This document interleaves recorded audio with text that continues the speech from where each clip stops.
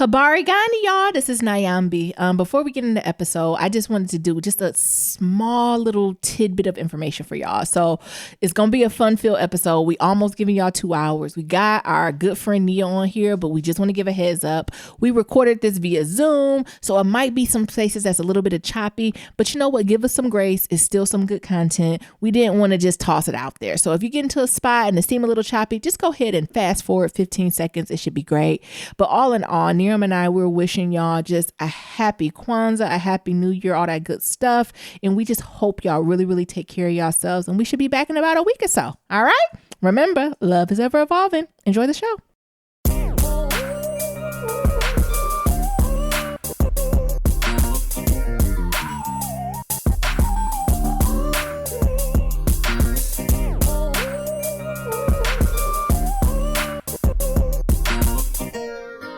Welcome to Black Love Matters, where this serves as a therapy session for figuring out adulthood, loving each other. I find Aaron and Brock and Michelle. Or Jay-Z and Beyonce. Who is you? I'm Niram. And I'm Nyambi. And this is the Kwanzaa episode. This is the Kwanzaa episode. So before we get there, be sure you leave a 1, 2, 3, 4, 5-star rating review on Apple Podcasts and on Stitcher, and follow us on all forms of social media at Black Love Matters. That's Black with no K. Mm-hmm. So this is the Kwanzaa episode. Yes. If you know anything about Kwanzaa and Black Love Matters, this is near and dear to our heart. It's a tradition. It's a tradition. It's a ritual. It is a ritual. Mm-hmm. And it's going to be a long one. Don't do that. So, you don't know. It doesn't have to be long. Kwanzaa quality always surprises you in every way. I think you're speaking to your personal experience. Yes, I am, because that's the only experience I got. Okay, come on. So I'll suggest everybody to buckle in. Mm-hmm. Either get you a notebook, get you some popcorn, or Kleenex. or a Kleenex. It's like a Iyanla Fits My Life episode. Yes. So just know, yeah. Kwanzaa hits you in all aspects of your life. All the emotions. Yes. Cool. So what you got going on? Well, to add on to what Niram was saying, I know we hinted at the episode on Monday that it wasn't just going to be us, but we do have a very special guest with us here today. And we're just so excited to invite him into our space. Y'all know him too. He brushed this because we know some folks even email and ask about him. I know a few years back, he was accepting FICO scores and CVs to see if anyone was interested in coming on to the community. But we're have our very special friend here today with us, Nia. We've known Nia for, oh my god, is it over 10 years? Is it over a decade? It's 11. It's 11. Yeah. Dang. Yeah. Don't make no and he's just been a friend to us since White Ass New England and everything that we've been to. And especially when it comes to Kwanzaa, he's someone that's near and dear to our heart, right? And he was something we've always had, especially being from Detroit, right? We were always aware of Kwanzaa and did Kwanzaa, would you say Kwanzaa-ish celebrations? Yeah. We never, in our families, we never had the Kanara or called in the ancestors or anything like that. Mm-mm. But I do remember after Christmas and those days after, we will always take time to reflect on the community. And I think that was my parents' way and my aunts and uncles' ways of giving a shout out to Kwanzaa. But it was they never did the Google to figure out the name of the word that go with what we were saying. So it was always a concept that I was familiar with. But through our friendship with Nia, we really steeped into the ritual of it, right? Giving it the sacredness that I think it deserved, because I think that's the piece that was missing. Mm-hmm. Was it a part of our family and our traditions? Yes, but was it sacred? No. So Nia definitely helped us do that. And with that, I just want to throw it to Nia. Nia, do you want to say something to the people? We just want to give yourself a quick intro. Well, I can't see your way. I was just saying, Mambo, Habari Gani. Yeah, we can start with, do you want to tell a story of how we all became friends? How do we become this throuple? Because I would say, were you back in the day, if you seen one of us coming, somebody else wasn't too far behind. We was the type of friends that you could talk shit about one of us because we gonna get it back around, and we'll sit there and take notes on all the shit you were saying, pictures and everything. It might unhunt some of it, but then we gonna tiptoe back. And be what that motherfucker said, we can't trust. And then pretend the other person that we didn't get the info. I know you talk shit about me, but I'm going to pretend so that you don't know that I know, because you don't know who my friends are. Yeah. Yeah. I think that's definitely a skill that all people of Africa need to have in any kind of work experience, right? Like you need to connect with other people of Africa, right? And don't let that connection be known, and use that network because you really do. That's how you find out what people really think about you. So yeah, well, I'm Nia, and I've known Nyambi and Nira for about, like I said, about 11 years almost now. We met in school, and at the time, I always tell people that it's very surprising because our friendships are different. So me and Nyambi, we met, and when I asked her to be my friend, she told me she didn't need any friends because and she literally just said no. She literally said no. Like I was like, "Would you like to go bowling?" She was like, "No, thank you. I have a man." And I was like, I'm not trying to be your man. Just like, do you need any friends? Like, we're all new here." And she was like, "No, I got a man." And that was a response to every invitation. Like, no, I'm like, "Would you like to, like, what do you do for fun?" Like, hang out with my man. Yeah. What you doing this weekend? I'm gonna be with my man. No, okay, well, thank you. Which her family constantly cracks up when I tell them that story, like how she just was like, "I don't want to be your friend because I have a man," which is different from our relationship with Nero because when we met, we was just like, "Yo, this is what's up. Like we friends, right? Like, hang out, like this shit's funny." So, Yep.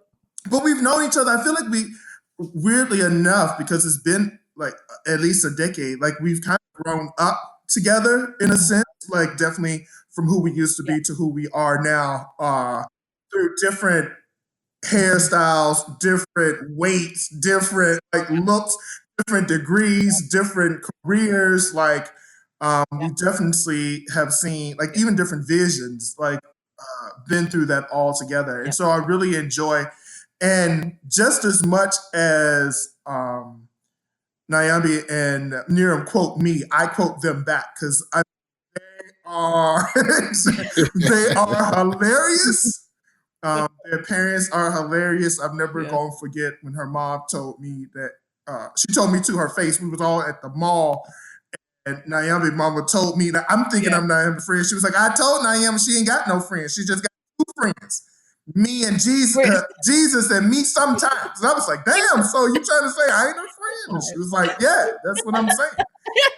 And she didn't cut no corners. She just like, "No, y'all ain't friends." I was like, "Yeah, you coming over for dinner, baby? Y'all ain't friends though. Don't think you my favorite friend. You're not her friend." So, and then Nero mom, me and Nero always talk about this with his mom. Is I'm really big in hosting. I will never forget when I went to Niram's mother house and she was just like, "Baby, do you want some water?"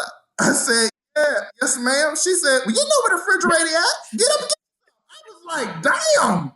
Exactly. No, she actually tricked me because she was like, "Are you thirsty?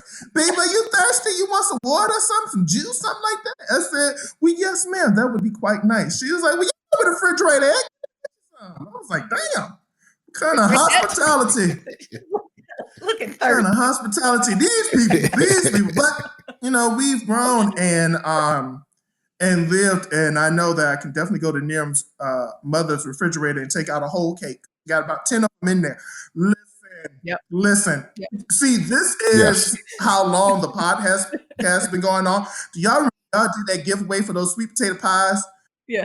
Mom. Because because my mom it said what 10 5 of them. She said five sweet potato pies. I'm like, what am I gonna do with this? She's like, just keep them for the year. Keep them for the year. I'm gonna be fat because now I'm be gonna eat them all. Because her sweet potato pies is so dense, or like the sugar, like you can see the sugar. It almost is brulee on top. It's so much sugar. It is so much sugar in that sweet potato pie. It's rich. It's smooth. I mean, it is smooth. Like you're not gonna see any strand of sweet potato yam, nothing. But that once you put it in your mouth, you're like, I have diabetes. You're like, oh, yes. This is how you get. Oh, this is what the sugar feel like. It's almost like a tart lemon to make your eyes squint. Yeah. You're like, oh, it's getting me. epitome right there. This can't Yeah, be good. Like your yeah. mouth will So dry that's really immediately. how we all met. I mean, I think through adversity, just, understanding trials and tribulations forged in the fire. You really want to meet and have friends with people who you feel like you can trust and, respect, who you are, who you want to be, um, don't judge you. Yeah. And dependable. And that's one of the things that I would say that's how we kind of get. I Yeah. Mm. Mhm.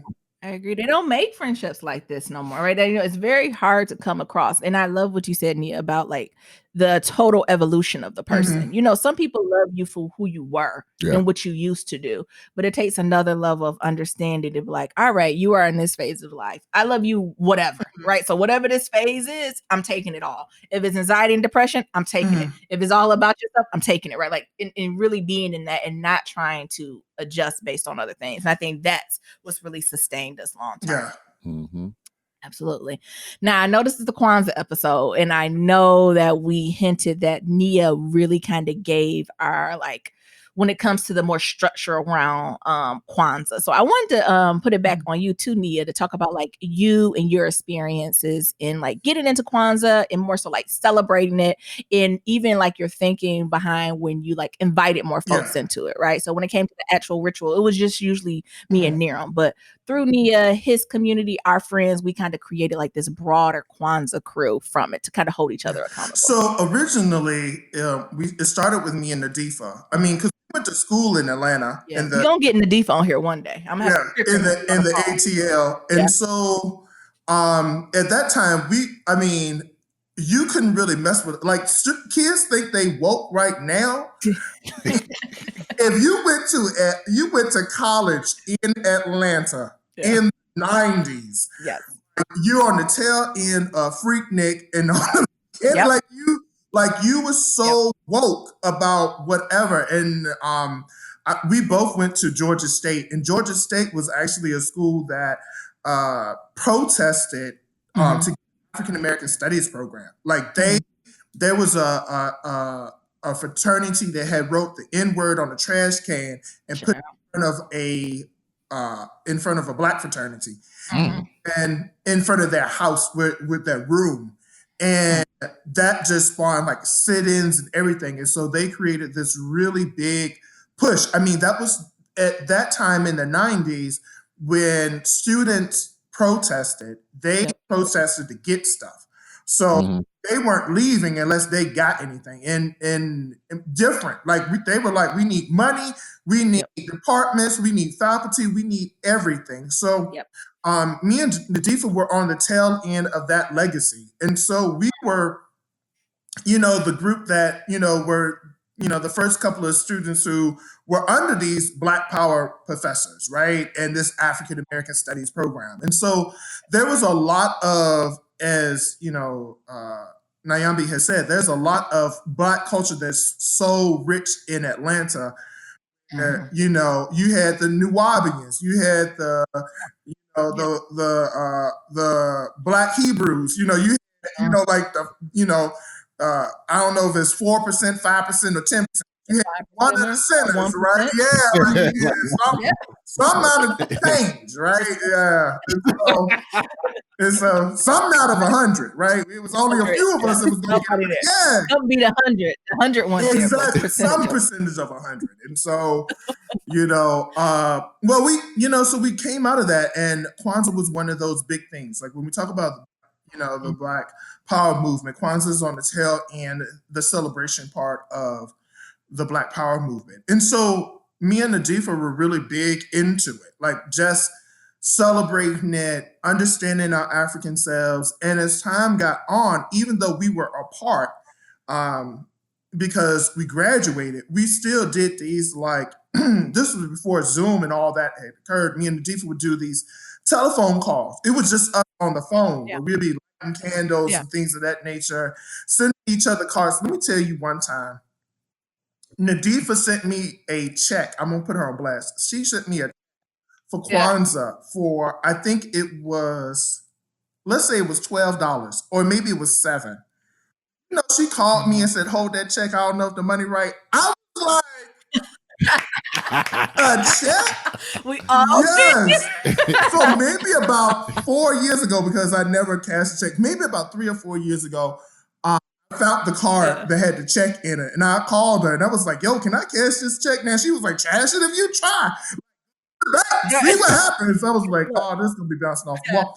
But we were poor college kids, right? Like, so it was symbolic. Like, like I'll write you a check for $1 million. You ain't gonna be able to cash it, but this is the memory. But I think I'm definitely think it was like $12. I don't know why it was $12 or $7 or something. Yeah.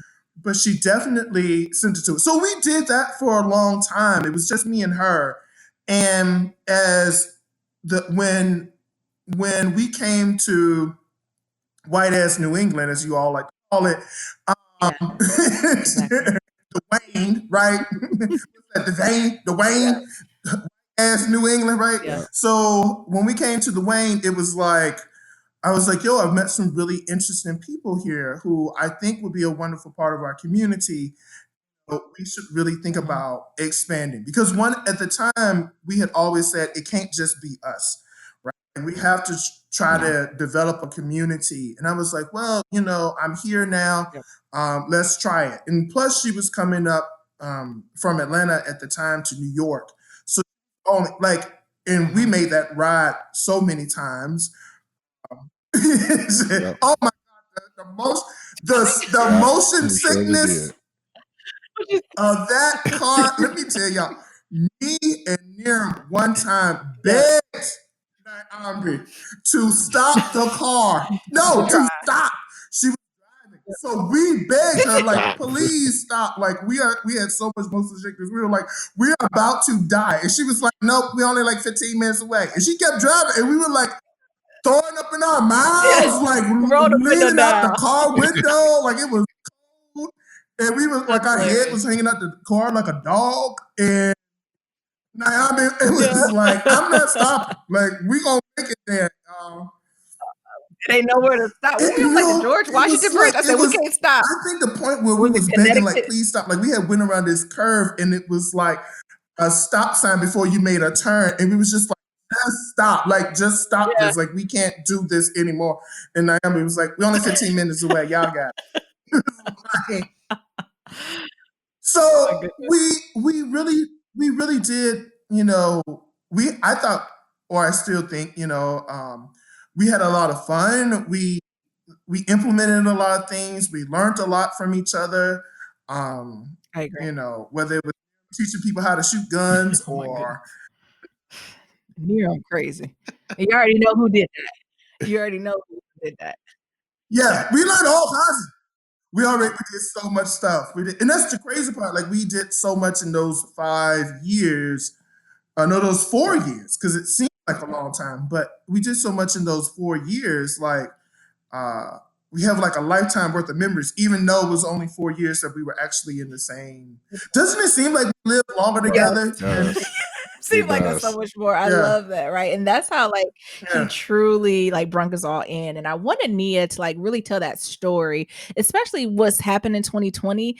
Building community and creating connections is so important. And I think sometimes when folks think about Kwanzaa, they get wrapped up in the other stuff, right? And we're going to talk about the different critiques, but I think at its core is really about coming together as a Black people and doing that unapologetically and having just that community of uplift and support. So be it if you're an entrepreneur, you're a cubicle warrior, whatever you're doing, we're always surrounded by such white spaces and have to mold and shift to show up, right? Even if we're not doing it for a professional dollar, like I even think about the fights that we fight in, right? Like we have literally fought the fight all year, be it COVID, civil unrest, reckonings, where Kwanzaa just is this nice, safe space for us to come just have real, honest talk with each other and not worry about the other stuff that happens. So that's another reason I really want to have this episode so folks can see what's beyond, right, the 7 principles. Even if you don't come out of Kwanzaa without goals or no intentions, and of course, it can be a great mechanism for that, and I use it as my restart.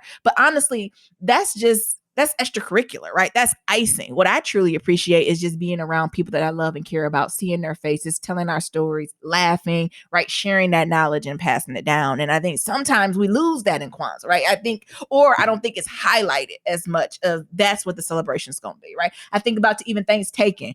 Folks really don't care about that turkey, right? Like it's really about folks coming together at the table and having a space to do that. And I think Kwanzaa is just a way for us to do that in a safe way. That's not problematic. Depends who you talk to, right? Because if we talk about things taken, right? We talk about the pilgrims and all that good stuff, right? But Kwanzaa just seemed to be our space where we can talk about the things we wanted to. So I wanted to just set the stage with all that good stuff.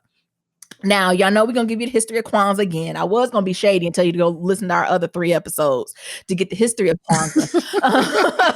Kwanzaa. But we ain't going to do that. Right. We'll give you a little background on that.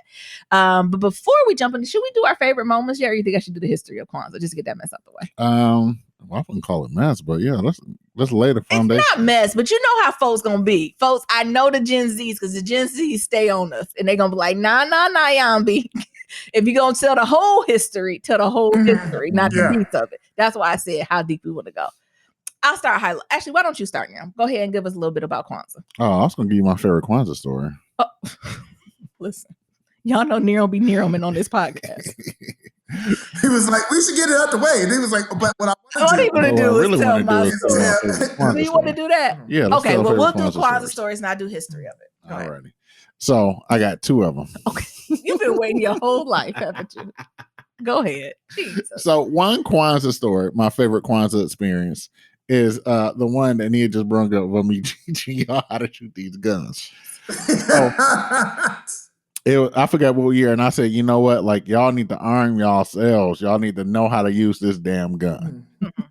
So that year was already some tumultuous times during Kwanzaa. So it was my day to lead. And then, I got up in front of the living room and I just pulled the gun out. You got to give more content. So why are you leading? So you got to say each day we would divide up. Well, if you're going to tell the story, tell the story. Well, each day we divide up. Because you're talking about I just came to the living room with a gun. Each day we divide up each principles of the Kwanzaa. Yes. So it won't be so much on everybody because it be a lot to do 7 days. Oh my God. Planning and like finding Kwanzaa things and themes and things of that sort. Yeah. So we split it up amongst each other. Yeah. So it was my day. And I was like, what I'm going to do. And I was like, you know what?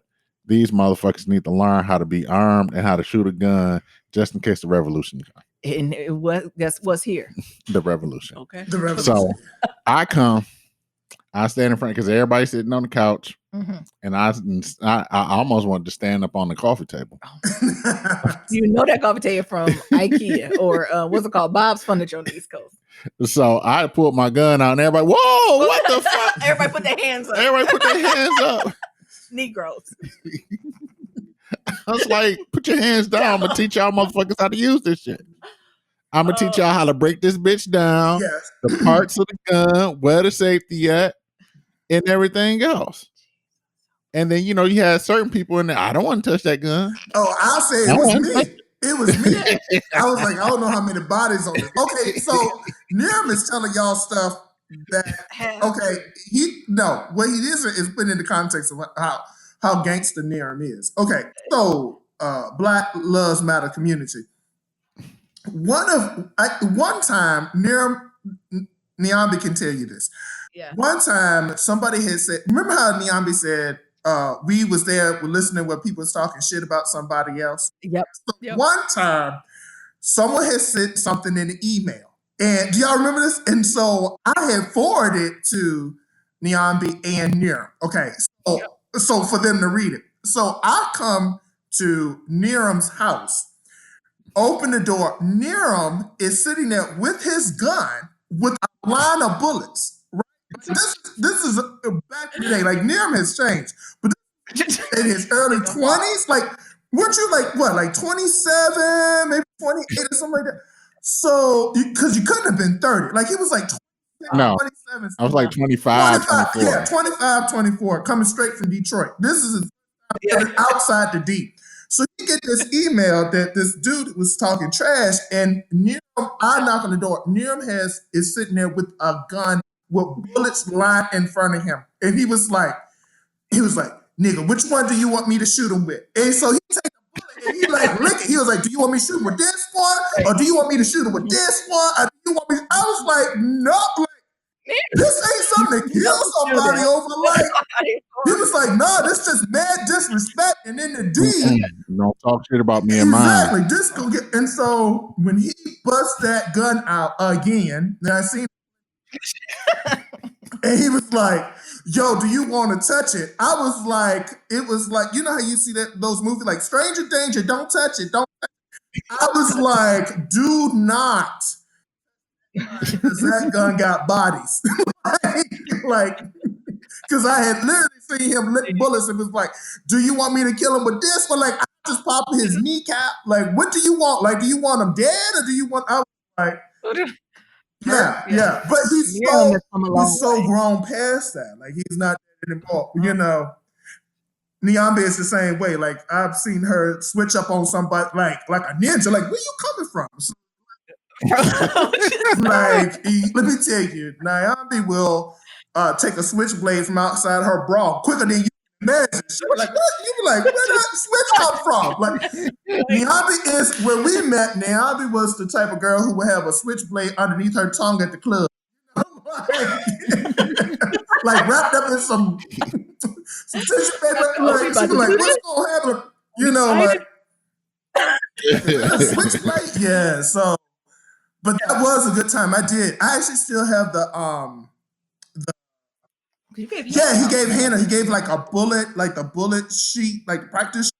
He gave that. I still have that in my Kwanzaa. Yeah. Mm-hmm. Yeah, because y'all niggas need to learn because y'all getting too soft out here. So I say y'all gonna learn how to break down this gun today. Okay. No, do y'all remember when we had went to Atlanta and Niram and my friend, I ain't gonna say her name. We went out to eat and Niram was like, yo, you pack it? And she was like, yeah. And they sitting there, she her gun out at the restaurant. And Niram was like, yo, this my kind of beer right here. Like, yo, this is what's up. I was like, oh my God. And I'm like, y'all, put the gun up. It was like the Atlanta version of Gladys Knight's Chicken and Waffle. It was like hush puppy catfish, right? Like, it's like it don't be needed at the table. Put it up. They was like, that's how gangster they was. I was like, Lord. Because it was like we was gonna park somewhere or something. She's like, "Oh, don't be worried, I got it." And then you was like, "What you packing?" She said, "Actually," and I was like, "Oh, like, I don't travel in Atlanta." She was like, "Oh, you left in the '90s. This gangster." I was like, "More gangster than the '90s." Oh, she pulled that gun out, Lord. So I know which one of y'all friends can pull a gun out. That's good at any moment. That's packing. At any moment. But it is a skill. It is a skill on how to like use a gun is a skill that especially us as Black people we need to know how to do, especially going after we done had these 4 years with who up in the White House. You should be able to pick up a gun, any type of gun, and be able to be like, all right, here's the safety. Yeah. Let me see if this bad boy empty a clothes. You should have it. And be able to shoot that bad boy to protect yourself. Yeah, you're gonna have to do that. I do believe in the gun laws and they do need to reform, but until they do. But until they reform. So that is my favorite Kwanzaa story. What about y'all? I thought you had too. Oh, so that was one. I guess the other Kwanzaa story. It coincided with when we were car sick because you was working on your perspectives, Nia, and I was working on assignment. Was that car sick? But before then. We had went out to eat because we was like, we ain't gonna do nothing. I think that was right. I think that's just a regular. So we went out to eat, and then we had this barbecue. What is it? I don't remember. Go ahead, keep talking. When Nia cussed out everybody. Oh yeah, why is that your favorite Kwanzaa memory? You got to explain it. It was my cousin. He was like, I thought it was. It was not. I thought it was. That was not during Kwanzaa. Okay. Well, I ain't gonna use that one. Just a month of November. Well, I just got one there. Well, that shows to the transparency you can have with friends. And friends, you should be here to speak your mind and still be able to come back from it. Because some people funny and be like, oh, they done said that. I don't ever want to speak to them. People be funny. So like that. Let me see. My favorite Kwanzaa memory is actually I might be blurring some stuff together. It was one year, I think the first year we had our home and we had folks over our house. And I think we did an adjusted one. And I think we were really focused on like calling and manifesting what we each wanted. And what was so beautiful about that Kwanzaa, I want to say every single thing that folks manifested came true. So I remember Nadifa, that was the year she wanted like a child, and like some of our other friends also wanted to like move away and also have a child, get married, and like it was just so beautiful and powerful the way that we literally. That's the same year I brought the gun out. Was that the same year? Yeah. Like it was scary, y'all. Like literally everything was asked. Yo. Yeah. Yes. Listen. No. Can we stop? Can we stop for a second? Do you remember? Do you all remember? I think Nadomi was like, I want to get married, and Johnny, who is now her husband, but they were just dating at the time. He was like, to who? To who? It was everybody went quiet. Like, I was like, are y'all into poly? That's cool if you are. Yo, it was like, okay, so. And it wasn't like a funny who. No. It wasn't like, who you marrying, girl? It was just like, like, who is it? Like, it was like he asking me. It'd be like me or Nia be like, I want to get married. And he'd be like, oh, who would you like to marry? Like, it was like, who you marrying? Who's gonna have your baby? And we was all like, you like we and the thing is, we all got telepathy. So it was like, okay, Nyambi always be like, she look at me and them, and she'd be like, don't y'all say shit. Don't y'all say shit. And so we was just, okay. So just for some of you who don't have time for the full Kwanzaa week. So when Naomi said that we did an abbreviated Kwanzaa, what she isn't telling you is that it was 7 of us. And we did all 7 days, but we did it on a weekend. Yeah. And everybody had an hour. So we were there all like a conference. Like a conference. Like it was like, that's why Nira was like, it was my hour, right? Because it was like, Nira had an hour, then Naomi had, then Nadoma had an hour, then Johnny had an hour, then I had an hour, then Nadine had an hour. And it was like time after time after time. And so this was when I think what we were talking about, like purpose, when we had got to that one, and it was like, oh, what's going on? And Nadomi and Nadifa was like, well, I would really like to have a child and things of that nature. And then Nadomi was like, well, in a couple of years, I'd like to be married. And it was like, to who? To who? Like, who? And we was like, marrying you. Do we need to address that? Like, we need to call some ancestors back to the room to help us. Oh my God, that was such a, I forgot that we did such an intense, it was like a conference. It was, and the thing was, because, no, that was a different time when we had came all together and it was snowing. This was like, everybody's just going to be here for these 7 hours. Like, literally, y'all, Black Lives Matter community, it was like a 9 to 5, like breakfast, lunch, and dinner. Like, we had all the meals, but it was like, together. Yeah, it was like, okay, let's eat breakfast. Okay, now day 1, day 2, day 3. Now let's have lunch. Day 4, day 5, day 6, day 7. Okay, let's have dinner. And then 5. So every hour, okay, so the wonderful thing about that one was every hour you would get a gift. Like, it's like Oprah. Like every, like, here's your gift. And you like all excited. But then you had another hour of whoever personality is gonna come up there. Personality it was. And it was that was so intense. That was definitely that was intense. Yes. And I loved it. And why that's my favorite memory is, like, I think I said it before, is because, like, the manifestation, like the power of, like, the group, right? The power of writing it down. I know Niram often talks about the gift that who gave her our prayer boxes? That was Nadifa gave. Like, he has that as a tradition to this day, that at the top of the year during Kwanzaa, he puts all his prayers in there, and it actually comes to fruition. Them shits come together. And it's something about, like, pen to paper and all of things. Yeah, she did the prayer and she gave it all of us. And I think it was just something just so powerful in that moment to then that the next Kwanzaa, we looked right at our goals and things that we intended. And I think literally every single person, everything that folks wrote down, they got at least 90% of it. And I said, if you put up 90% of what you put down, Lord, we was thinking too little, right? I'm thinking of all the things that we probably should have put down, and we would have got to that point that literally, and I know we was talking about kids, but we had folks who like was trying to graduate, who was looking for jobs, who was looking for connections, who was looking for healing, who was looking for direct, all the things, weight loss, all of those things happened that was literally big and small happened. And that's the moment I was like, oh, it's power in community, it's power in manifestation, it's power in writing it down, and power in getting clarity and putting it out there. So that's one of my favorite memories from Kwanzaa. Nia, what's your favorite? We was like, who you gonna marry? Anyhow, let me stop putting the Domi and the Johnny on blast. And so, because that was a really good Kwanzaa. So my two Kwanzaa stories that I enjoyed when we all worked together. The first one was when y'all, Nadifa does give out good Kwanzaa gifts. So she does always. Yeah, so she gives out. That's why she does give out good Kwanzaa gifts. Very thoughtful gifts. So this the time, I think it was all of our first Kwanzaa together, and it was me, Nadifa, Nayo, Nyambi, and Niram. And Nadifa was giving out people's gifts, and it was everybody had a different gift.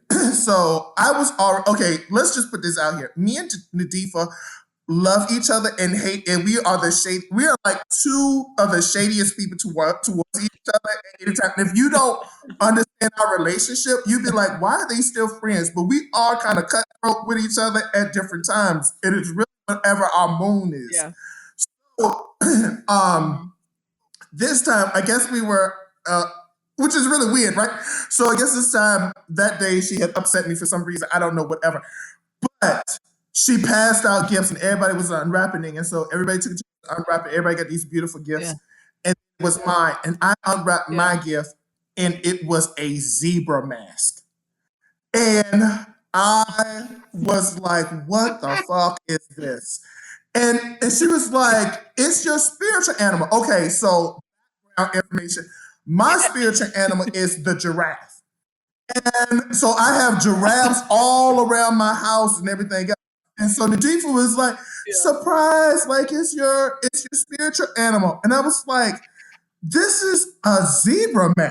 So remember how I told you Nyambi and Miriam and all of us got telepathy where we'd be like, don't you say a goddamn thing. Don't say nothing. Miriam is trying to help Nadifa out because truth be told, they trying to support each other in gangsterness. So Miriam is like, well, maybe it is a giraffe man. And Nyambi was like, so Miriam will pull out his phone and start Googling, can giraffes have stripes? And Nyambi was like, leave us put alone. your goddamn phone away. You know no giraffe got no goddamn stripes. And she was like, put that shit away. And I was like, you instigated. Because he went, could be a different type of giraffe. And it could be a different like, look it up. I mean, Nadifa was like, look it up. I was like, no. And it didn't. It don't make no sense. I was like, they kept spinning together though. We'll go to the next and not Aubrey was like, she was like, Nia know what a goddamn giraffe look like. This is spiritual animal. You know what a giraffe look like. Because I'm big about people trying to like make other folks like they not all there. Like I don't play gaslighting at all. With friends, co-workers, like, no, he knows what it is. You can't tell this man what it is and what it ain't.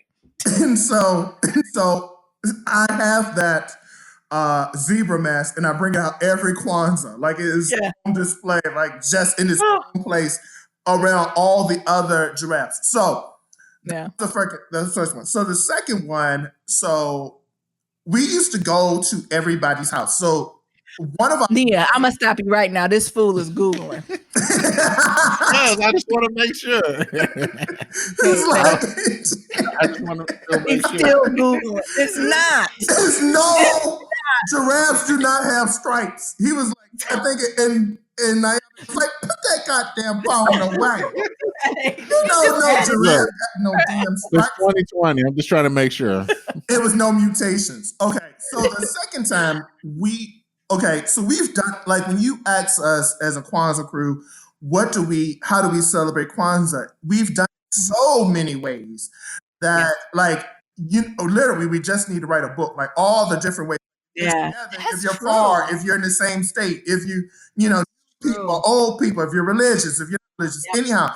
So we were visiting everybody's house. So at this Kwanzaa, everybody had to host. So remember, the abbreviated, everybody had an hour, but we all met at Miriam and Nyambi's house. So here, we were going to everybody's house. Now, Nayo at the time lived in the boonies. She lived so far in the woods. Like, her rent was like, what, $100?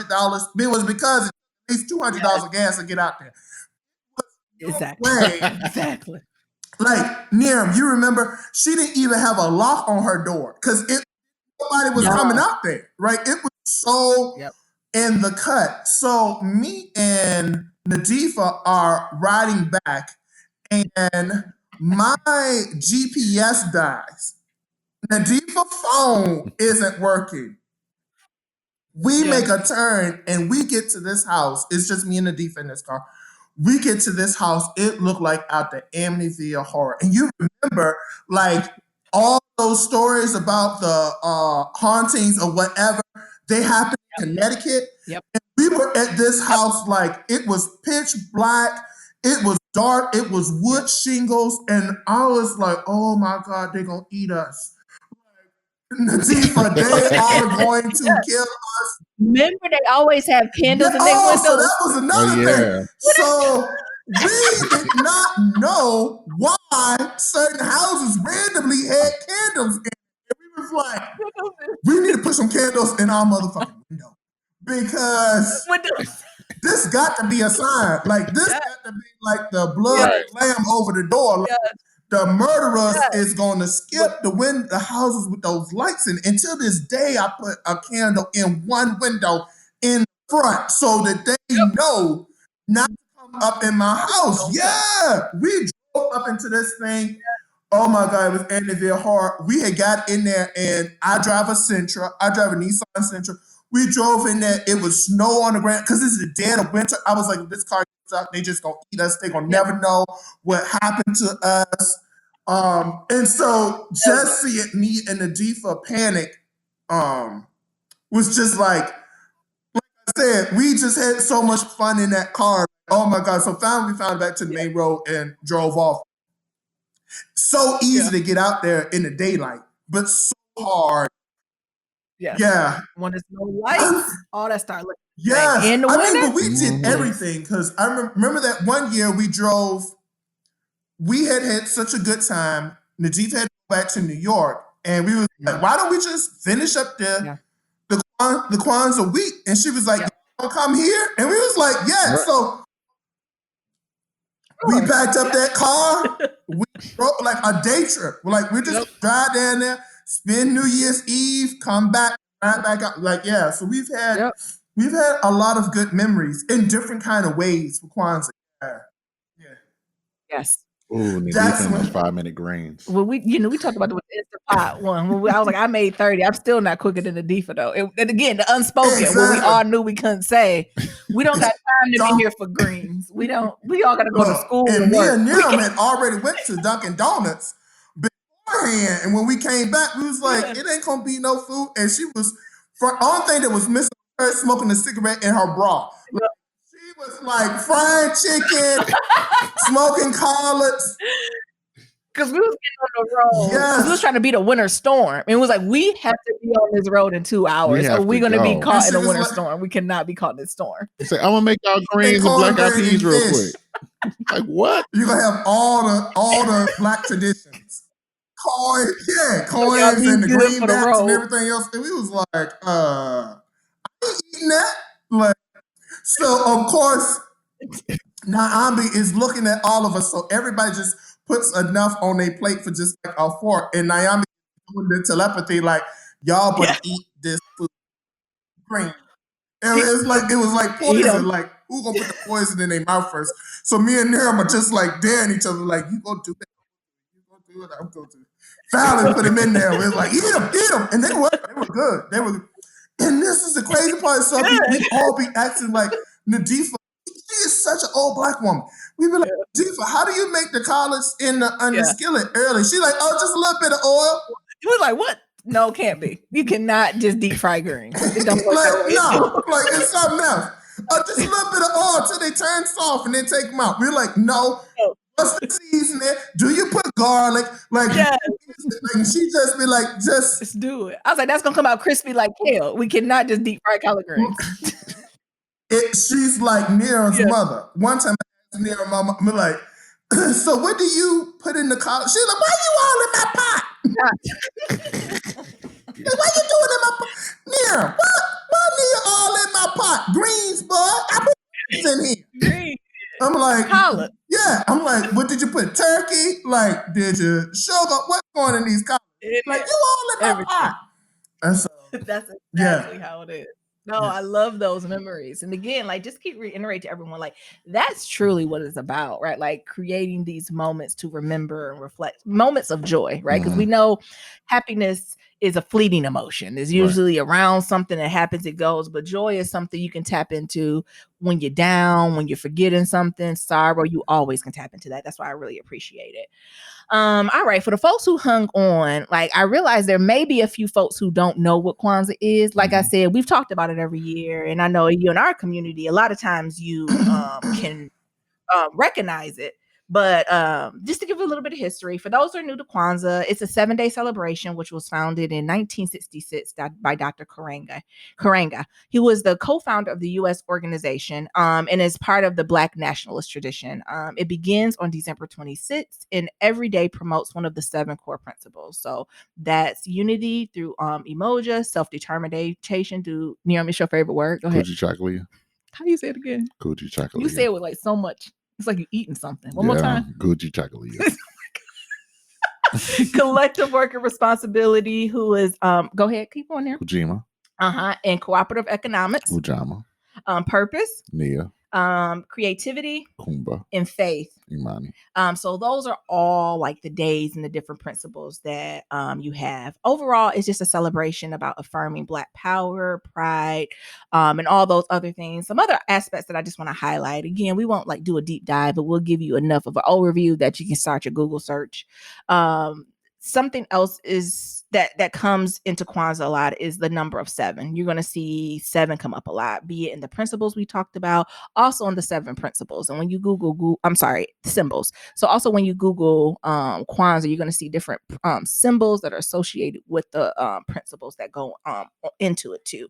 And also, there is colors that will be associated with it, right? So you're going to see a lot of red, black, green, the Pan-African flag, basically. So when we're looking at those colors, we see black is for the people, red is for like basically that bloodshed, that struggle that all our ancestors we're all going to go through 2. And then 3 is for like that rich land of Africa, right? Coming after us and navigating forward. So I just want to put like a high level overview of like the things of Kwanzaa, the principles of it, the gist of it, and just unpacking that. But something that I want to do in this episode was not breeze by the critique. So I know sometimes folks, when we have our Kwanzaa episodes, they're like, no, Naomi, you need to talk about all the stuff what goes into it.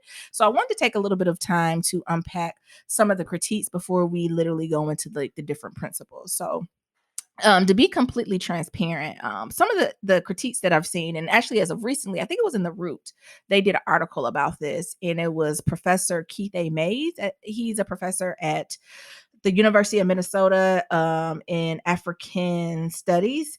And the critiques that he points out is one from the founder, right? So he served time for, I don't know if it's allegedly, I think he was convicted of it, allegedly, shout out to DC Samira, for assaulting 2 Black women, right? So this idea that since he as the founder of this movement is extremely polarizing figure for a number of different levels and people. And then that also ties almost into that second reasoning of when we think about the Black national movement, right? Or just any movement, it don't have to be the Black national movement, any civil rights movement, any major movement, traditionally is rooted in misogyny and patriarchy, right? So as we're thinking about the creation of Kwanzaa, like who's having the underlying core, principles and philosophy, if it's rooted in that, what is the purpose of it? Why are we upholding that? And then the last biggest critique that we got is this idea of early on, I think as time has gone on, that has been pulled back and weaned out more, is this idea that it's anti-Christian. It's not it's tied to, you can't do Christmas and you can't do Kwanzaa at the same time because it's a replacement for religion. And so I just want to take some time to, some of those are myth, to debunk them, right? Like I'll explicitly say Kwanzaa is not a religion, but also some of the stuff that honestly I think we just need to talk about as a community and work through it, because overall my feeling is that Kwanzaa is something that is very beautiful for our community. It's something that we all can learn about. The first one I'm happy to start with the anti-Christian sentiment. Y'all, this is not no religion. Black folks, when we don't be knowing what to do or what day, we be like, ain't no devil in my house. We only worship the Lord, right? No false idols. And I was like, that's not what this is about, right? Mm-hmm. Like, I understand if you don't want to do like, what is it? Halloween and all, but y'all, I love the Lord. I walk plenty cricket class, all of that. I celebrate baby Jesus, and I turn right around and do that Kwanzaa, right? Like, so I think that's a huge like misconception that is some type of religion, but low key, and Lyle, let me know if I'm getting too deep. I think that's almost steeped in whiteness in itself, because I think us as a Black people and African people, there are many other religious beliefs and traditions. And I think sometimes when we don't understand it, we just push it away, mm-hmm. right? So honestly, even if it was wrapped in some type of religious belief, which is not, what's so scary about African religion? What's so afraid of like your people? If you believe that you came from, that your roots came from. Yeah, like that you so scared, right? I respect other religions. I don't mean I participate in them, right? Like, and why isn't it not getting the same, like, I don't know, benefit of the doubt either. I've never go ahead. had or participated in a Kwanzaa that was anti-Christian. I had ones that were completely secular, yes, that had no taint of religion on it. Yes. But, in the Black community, we also see Kwanzaa celebrations within the churches. Like some churches, Baptist, at least I know in Georgia and in Virginia, because of the two states that I'm from, that you can go to Black churches and they have Kwanzaa celebrations in them.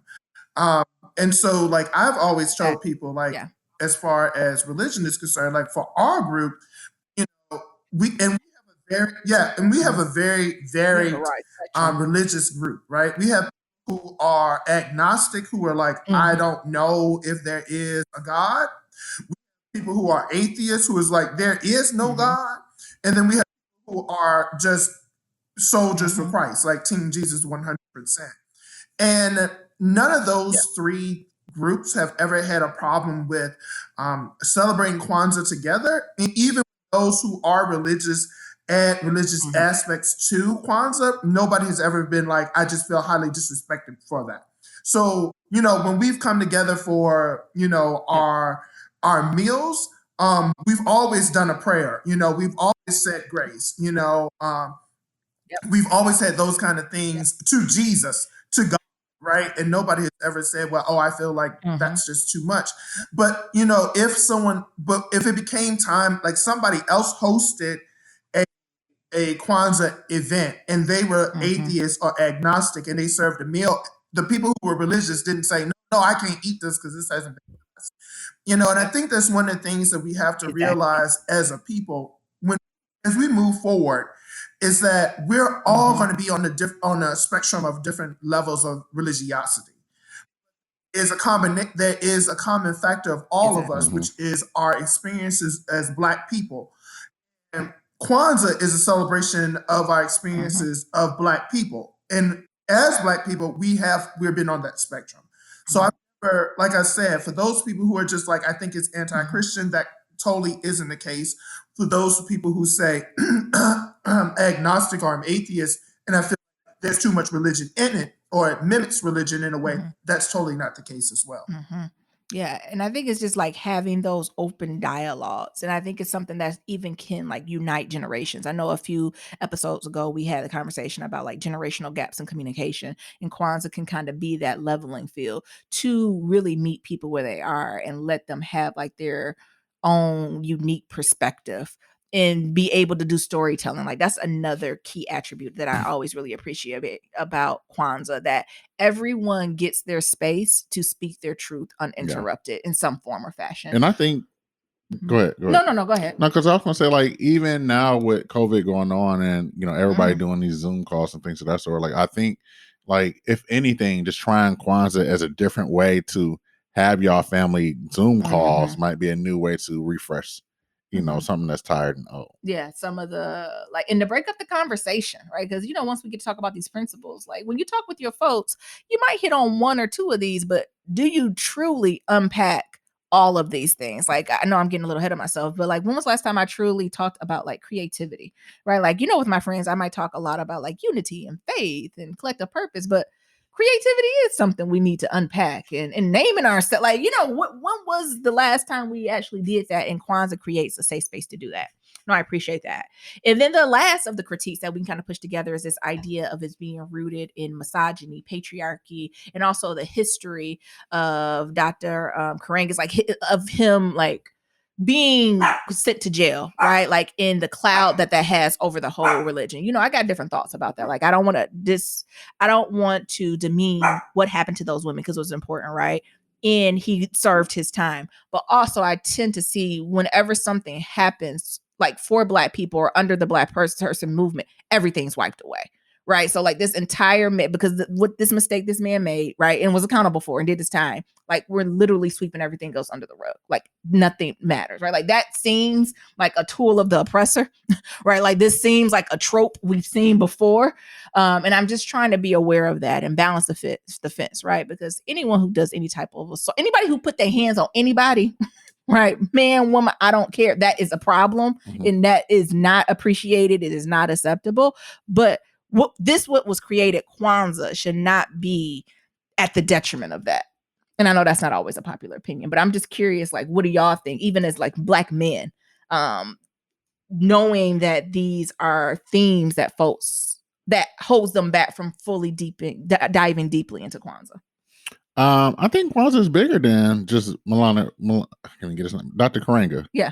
So I think if the principles and everything, like, I'm always the type of guy practical, right? So if it makes sense, like it's bigger than all of this. And if it's a general celebration to help us get connected to our roots, like whatever they may be, like why not that? Yeah. And because the thing is we want to talk about religion and things of that sort. Well, let's go back to King David. What that nigga, who that nigga killed? Exactly. You know what I'm saying? And putting the Bible together. So what chapters that nigga ripped up? And we ain't going back and saying, Christianity is raping this, blah, blah, blah, even when it comes to slavery. So like, why, if we can look past that as a general for just like religion and Christianity, like why not as Black folks like overlook, not saying overlook the things he's done, because evidently he served his time for it. But if it's a larger thing than just him, like Kwanzaa isn't Dr. Karanga. Yeah. Like, of course he made it, but it's not him. I always tell people, I'm like, all things that man or woman, and the idea of humans or any gender in between male or female, is tainted, just because all things, humans are imperfect creatures, and therefore everything is tainted in some way. Some things are just more tainted than the other. So one of the things that I always try to tell people is the problem is when we try to put it under the rug or we try to hide something, right? Like as a community, we have to get to the point where one of the things that we could do for healing is to acknowledge that something happened, and then like try to heal it. I always talk to Niambi about this, which is that, there are many ways to look at a wound. One of the ways to look at a wound is to ignore it. And if you address that wound, it'll fester. And so a lot of times in our communities, we have wounds where people have been hurt and we haven't addressed it. And so it festers. That destroys the community. Another way to look at it is just to acknowledge that there's a wound there, clean it out, stitch it together, and then think it's done.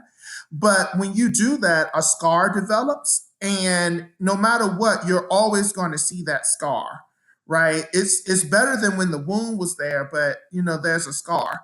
And then the third way is to acknowledge that there's a wound there, clean it out, stitch it up together.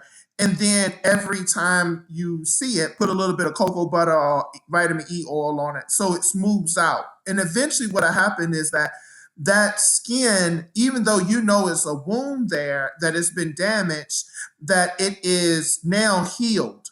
And it sometimes can get to the point where it looks like it was never cut. But the thing is that because it was cut, the skin there is actually thicker, so it's stronger. So in our community, I really want for us to get to the point where we can acknowledge that there was pain that happened. We can address and cleanse that pain, but then we work on the actual healing and maintenance of the wound so that that skin becomes beautiful again. Now, one of the things that Niram would tell you is that I am 100% on once somebody has paid their time, their debt is settled. We cannot continue to hold people as if they have wronged society when they have paid their debt, because then going to prison or whatever the payment was not enough, right? So, and that's one of the things like we have in our community where someone wrongs you, you set up what needs to happen for the forgiveness. They do it, but you still don't forgive. And you're the one who's tied to them. You're the one who's still carrying on the burden. Yep. And so at what point do you let them go? And this is my last thing about it, just because I'm an old Southern country boy, is that as Black people, we know how to chew up the meat and spit out the bone. Just because you get a drumstick, it got a bone in it, don't mean you don't know how to eat, right? So there are things that need to be spit out in every situation, which is the bone. But you still can get nourishment from the meat. So I need people to stop acting like they don't know how to chew up the meat and spit out the bone. It's not like they, you know what I'm saying? It's exactly. Everybody acting like it's catfish or something where they chew it and then the bone get stuck in their throat. Oh, they choke and now they need white bread. Yeah. Exactly. Like they never knew. I need some bread. Exactly. I got something in my throat. Meanwhile, they eating Fruit Loops and everything else. Exactly. Like they didn't know how to spit out the bone. Right. You like some things is the bone. Don't just swallow that. Spit that out, but enjoy the meat. And so when I think about Kwanzaa, I acknowledge that some specific ills happened, right? I'm not the people to deny somebody's experience. So that happened. I also acknowledge that Karenga went to jail.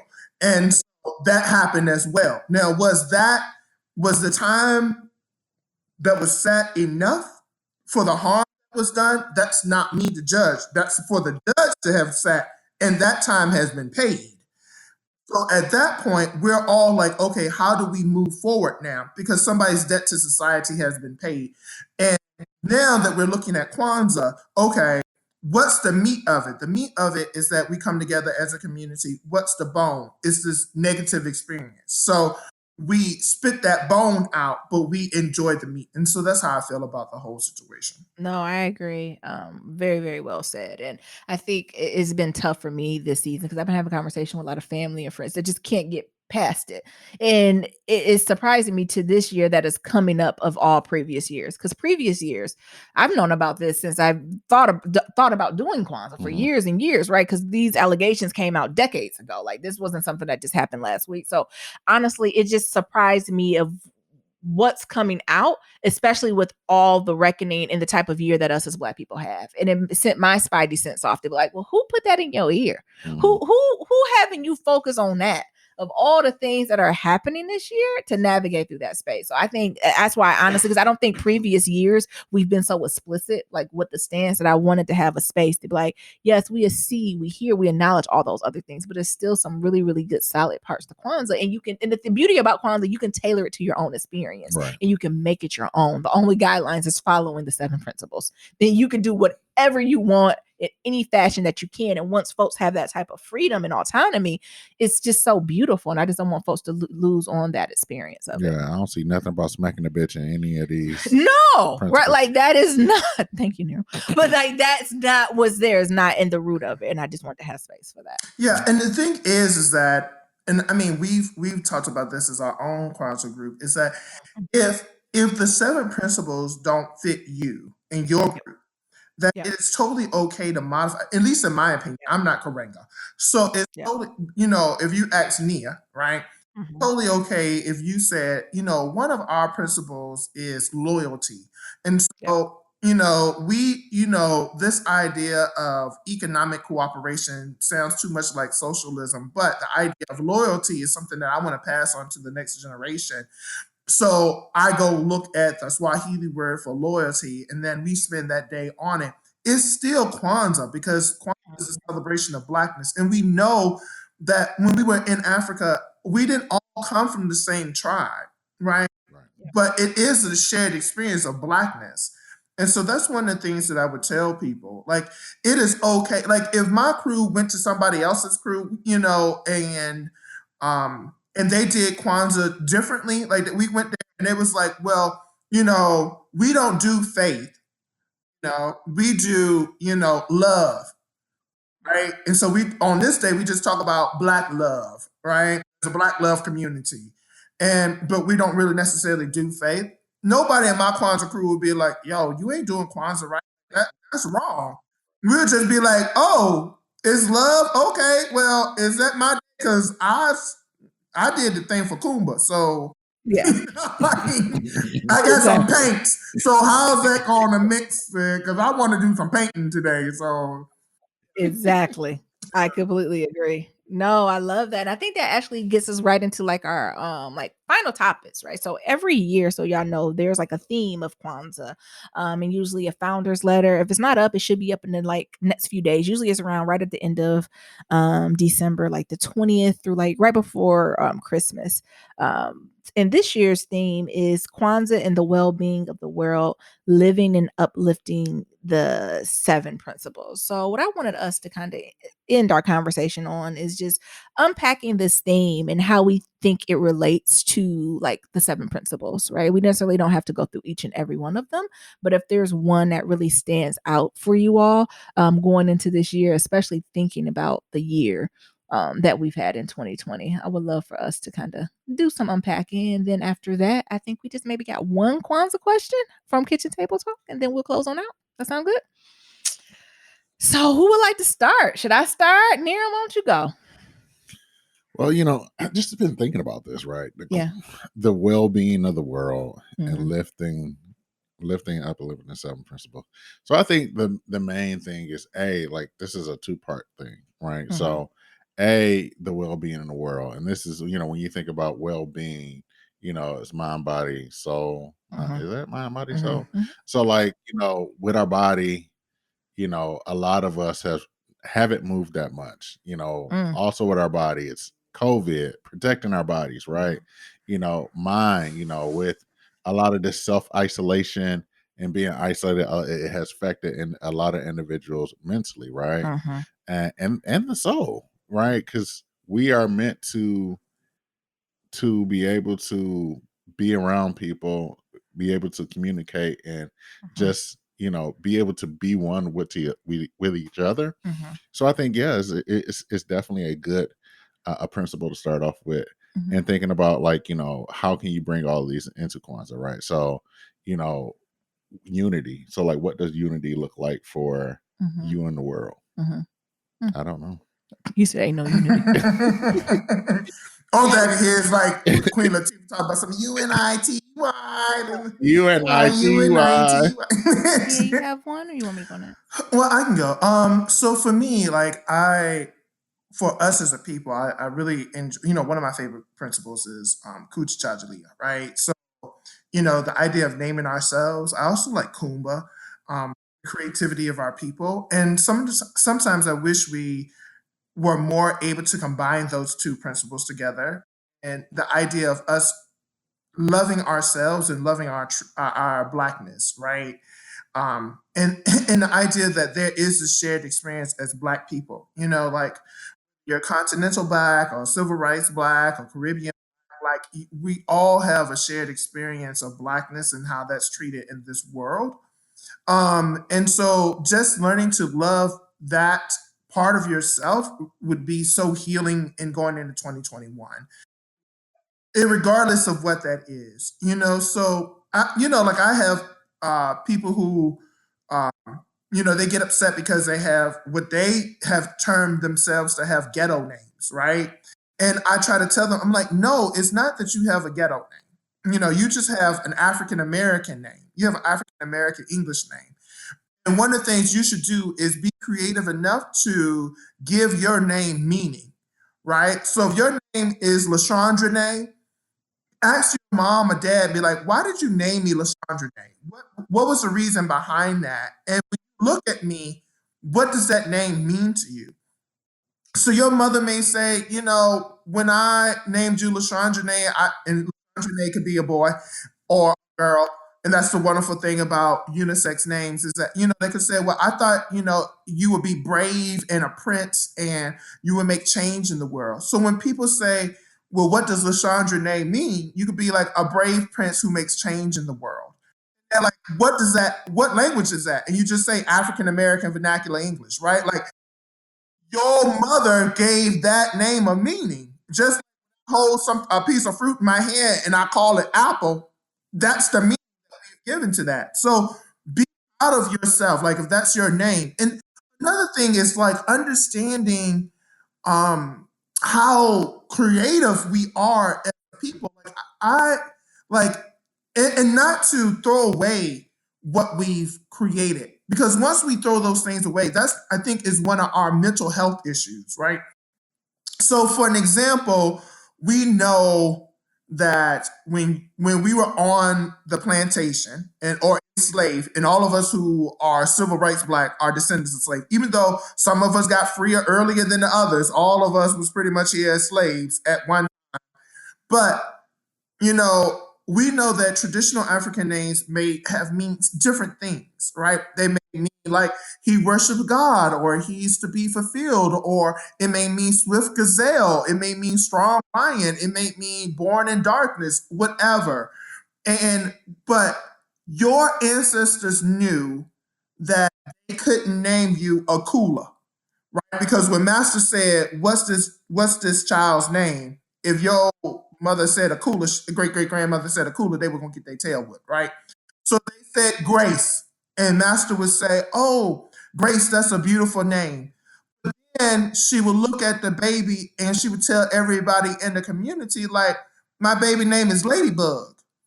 My baby name is like Meatball, or my baby." And so we will all get these nicknames: Sunboy, Meatball, Princess, Precious. These nicknames that we would call each other. And it was our community's way of maintaining that African tradition of having names that meant something to us. And it made it that, we name a child Big Head because we don't want the evil spirits to get it, right? We name a child Gremlin or Monster or something of that nature. But as we have grown, we start hating that. We hate what our nicknames used to be. Like, don't call me Popcorn no more. Don't call me Poochie no more. Like I want to be known by my name. But the thing is that there's a reason why in Black communities, your name may be Tay Tay or Beetle or Popcorn or Muffin, Cookie, and your real name is LaShondra, right? But your nickname is Muffin, right? No connection between the two words, right? LaShondra and Muffin. But white people, their nicknames are derivative of their names. So Timothy is Tim, Samuel is Sammy, Bobby is Robert, but people were creative enough to encode our traditions in our practices. But as time has gone on, we don't want to celebrate those. So, in order for us to heal, in order for us to have a healing as Black people, one, we have to start looking at what are our traditions, right? Why is it that every Christmas holiday people make a Hajj to their grandmother's or their mother's house for Thanksgiving or Christmas? Why does that happen? Why are people why do certain things occur the way they do? And once you start understanding your own traditions and start to respect those, you'll start feeling a pride in yourself. And that pride in yourself will help you with your mental health. And I'm making it seem like it's something small, but something as simple. Me and Niram one time said, don't nobody steal it, that we was gonna come up with civil rights yoga. This was before trap yoga became famous, right? Like, Niram, no, I ain't lying. We started naming poses. Like, we was like, this is Rosa Parks, this is Black Power. We like had poses and everything. We was like, dog, we just need to have an Instagram page and like do these stretch poses for us to celebrate. Yes, exactly. Right, connected to our ancestors, right? Even the shame I think we sometimes even have of Black people being connected to our ancestors and the way we talk about folks who have passed, that I can tell in generations coming behind me that they get further and further away from it, right? Because they'll hear me like, well, what would the ancestors say? They'd be like, well, what you talking about? I was like, nah, I ain't playing. Like, for real, what would the ancestors gotta guide us? Like, how we're losing sight of that beauty and that connection that we have as Black people for the white dominant society. And even something as simple as like head wraps, right? Like, people be like, well, I don't want to wear a head wrap because that reminds me of man-mades and things of that nature. But what we're starting to find out, one, is that head wraps were traditionally an African thing. Two, it was whites that mocked us for having head wraps, right? And they couldn't do it. It made it made us feel like it was something inferior. And there was a purpose why we had head wraps. Like, we wrapped our hair to protect it. But then because Europeans made us feel ashamed of our hair, right? Of what we have, that it started to make us have a disease within our community where we started seeing young girls starting to hate themselves, right? And starting to want to be like something else. So if we could just take the time to love ourselves, and that ain't nothing against the sisters who, wearing weaves and dyeing. None of that, no. Because the wonderful thing is that your hair has the ability to do all of those things, right? Like, you have the ability to get your hair lied and dyed, right? Like, that's one of the things. But I really just want in 2021 for everybody to start to heal themselves. Like, there was this, like, the crazy thing is this, when we talk about obesity, and Niram is an obesity scholar. So I'm an obesity scholar. One of the things is that we know in the 1930s, 40s, 50s, and 60s, when obesity started happening as the United States started to industrialize, there were no obese Black people. It was considered a white man's, it was considered a European disease. Like, there are articles written about how they could not figure out why African Americans were not obese. Like, it was impossible. Like, we were still eating the same things, but we were not obese, right? But what happened was they started making us feel that our food was wrong, right? So we started eating there. So that's when we started getting into fast food. That's when we started doing like, oh, we need to eat process. Exactly. And that wasn't us. And when we changed that, that's when our people became obese, right? Like, even though we were always thick people, because you have to be thick to survive, if y'all look back, we were like up into the... Look at your ancestors. Look at your family line. Like, even the folks who were big weren't big, right? Even the folks they said were big, they weren't. Like, they were physically tall, right? Or maybe 10, 15 pounds. But usually they Look at them throwback pictures, y'all. They looking good, okay? And fix that, right? Like grandpa would be like 200 pounds, but could run a mule, right? Yes.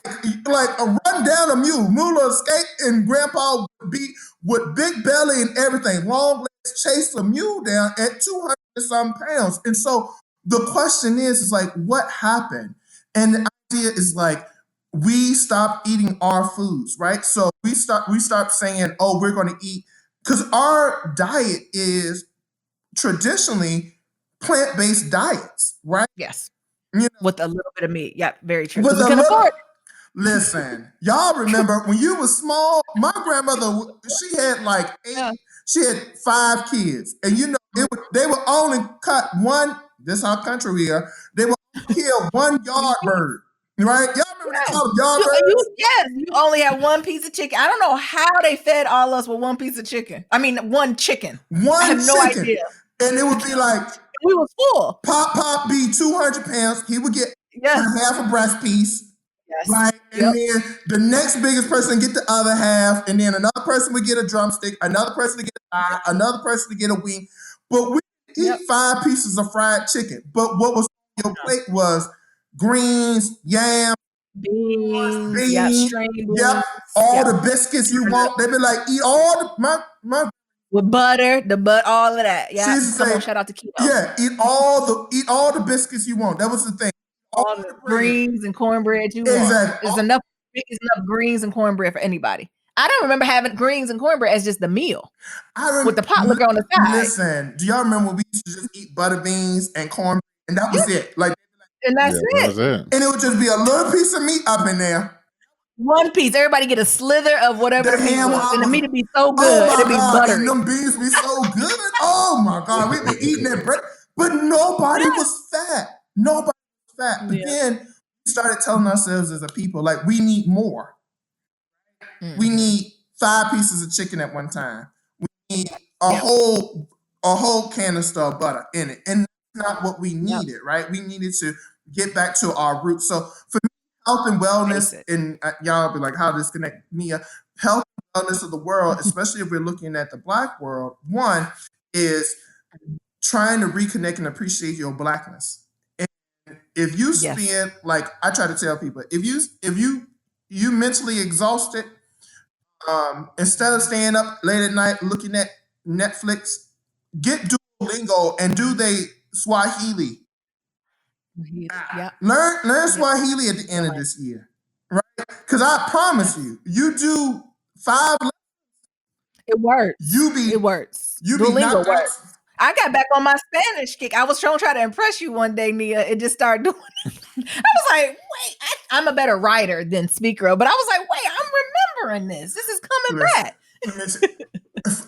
Side note, all of y'all who have insomnia, get up. Iron your clothes. When you can't sleep at night, iron your clothes. Get the iron board and start ironing. Nia will iron his clothes. God, you be tired after 10 minutes. You be like, I'm sleeping. Let me go back. Just iron 3 pair of pants. And after 3 pair of pants, you're going to want to look at. Go ahead. No, I think that's been a great connection, right? Like really asking people to dive in and focus on their Blackness, because that then will help the greater good, right? I'm going back to your comments about nicknames and appreciating that. And I think I shared on the podcast, like, I have nicknames that are shorter versions of my name, but like another nickname that actually elders gave to me. So meaning like my grandparents' generation and older was, like I said, bigger than me, right? And I remember being younger, like, because I always been a thicker girl. I was like, dang, is it because I'm like chubby? Like, stop calling me bigger than me. But in actuality, when I talked to my grandparents, they said, because this world, you are so much bigger than this world and around you. And we know you're going to be something. We know whatever room you walk in, you bigger than that room. So you need to leave and go other places, right? Like, so like even being that connected to the source, they be like, oh, that's why you call me that, right? Because in a young mind, it's just like, yeah, I know I like to eat. I'm a little chubby, right? I'm thinking superficially. Right. And even back then I wasn't, right? Like, all in your head, body image and all that type of stuff. But like really having pride in that. And like, how do you take that back, right? And I've been slowly but surely trying to figure out as a way to pay, homage to all the folks who came before me, but also give honor to their wisdom. right? By saying like bigger than me, like how do I incorporate bigger than me into as a nickname and something to hold true and to use it as a grounding force as I'm navigating through like personally or professionally, right? Like when do I need to challenge that bigger than me energy, right? And I think it's something just asking, because I had to ask. I think I asked my grandfather like right before he passed. I didn't even get a chance to ask my grandmother, but I asked him like, because he said that he was like, they go bigger than me over there, because he ain't called me that in years. I was like, where y'all get that name from? When he said it, I was like, damn, like I just thought I was chubby, like I thought they were just being old Black people. But like it was one of the moments right before he passed that I literally brought tears to my eyes, where I was like, you seen that for me as a little girl with little plaits in my head and balls on my head, like Topsy Bossy. You basically Topsy Bopsy. You see me as Topsy Bopsy, and you seen all of that within me, right? And not only you seen that, you were trying to manifest that into me every time I walked into the room, and really just taking that energy is super powerful. That's the thing about when I talk about the creativity of our people.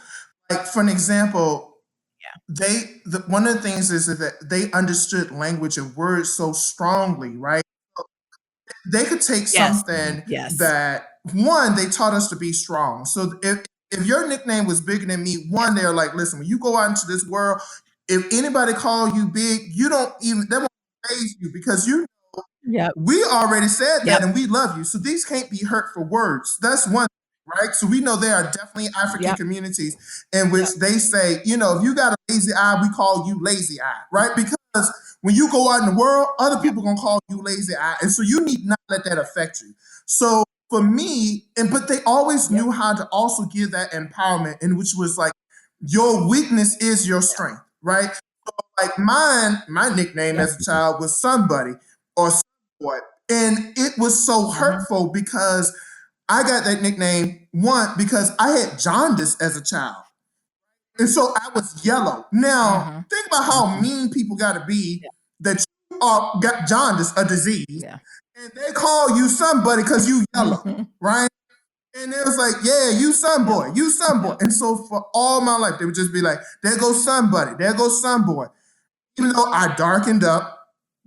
But when you ask them, when you get older, and you be like, why y'all called me son boy? They'd be like, because we knew you was gonna shine. Like you just to light this world, bro. You just a son boy. Like what? You go so bright. The sun gonna be your friend. That's how it's gonna be. Either you was a genius. It's always right. But that's how our people are. But what happens is that we start hating that about ourselves, right? And that causes us to be like, oh, there's something wrong with me. And then we start having these issues with like mental health, physical, and that mental health then falls into physical health, because if you're not mentally strong, then you don't have the physical energy to become physically strong. Exactly. And that's the thing, like for anybody listening to the podcast, I would tell them, like for our crew, we have done Kwanzaa in so many ways because as people, we're adaptive. Right? So we've done everybody at one place, we go to different people's houses. We've done we did over the phone and before Zoom and all this was. Remember that time I had went down to Georgia and I called in every Kwanzaa night?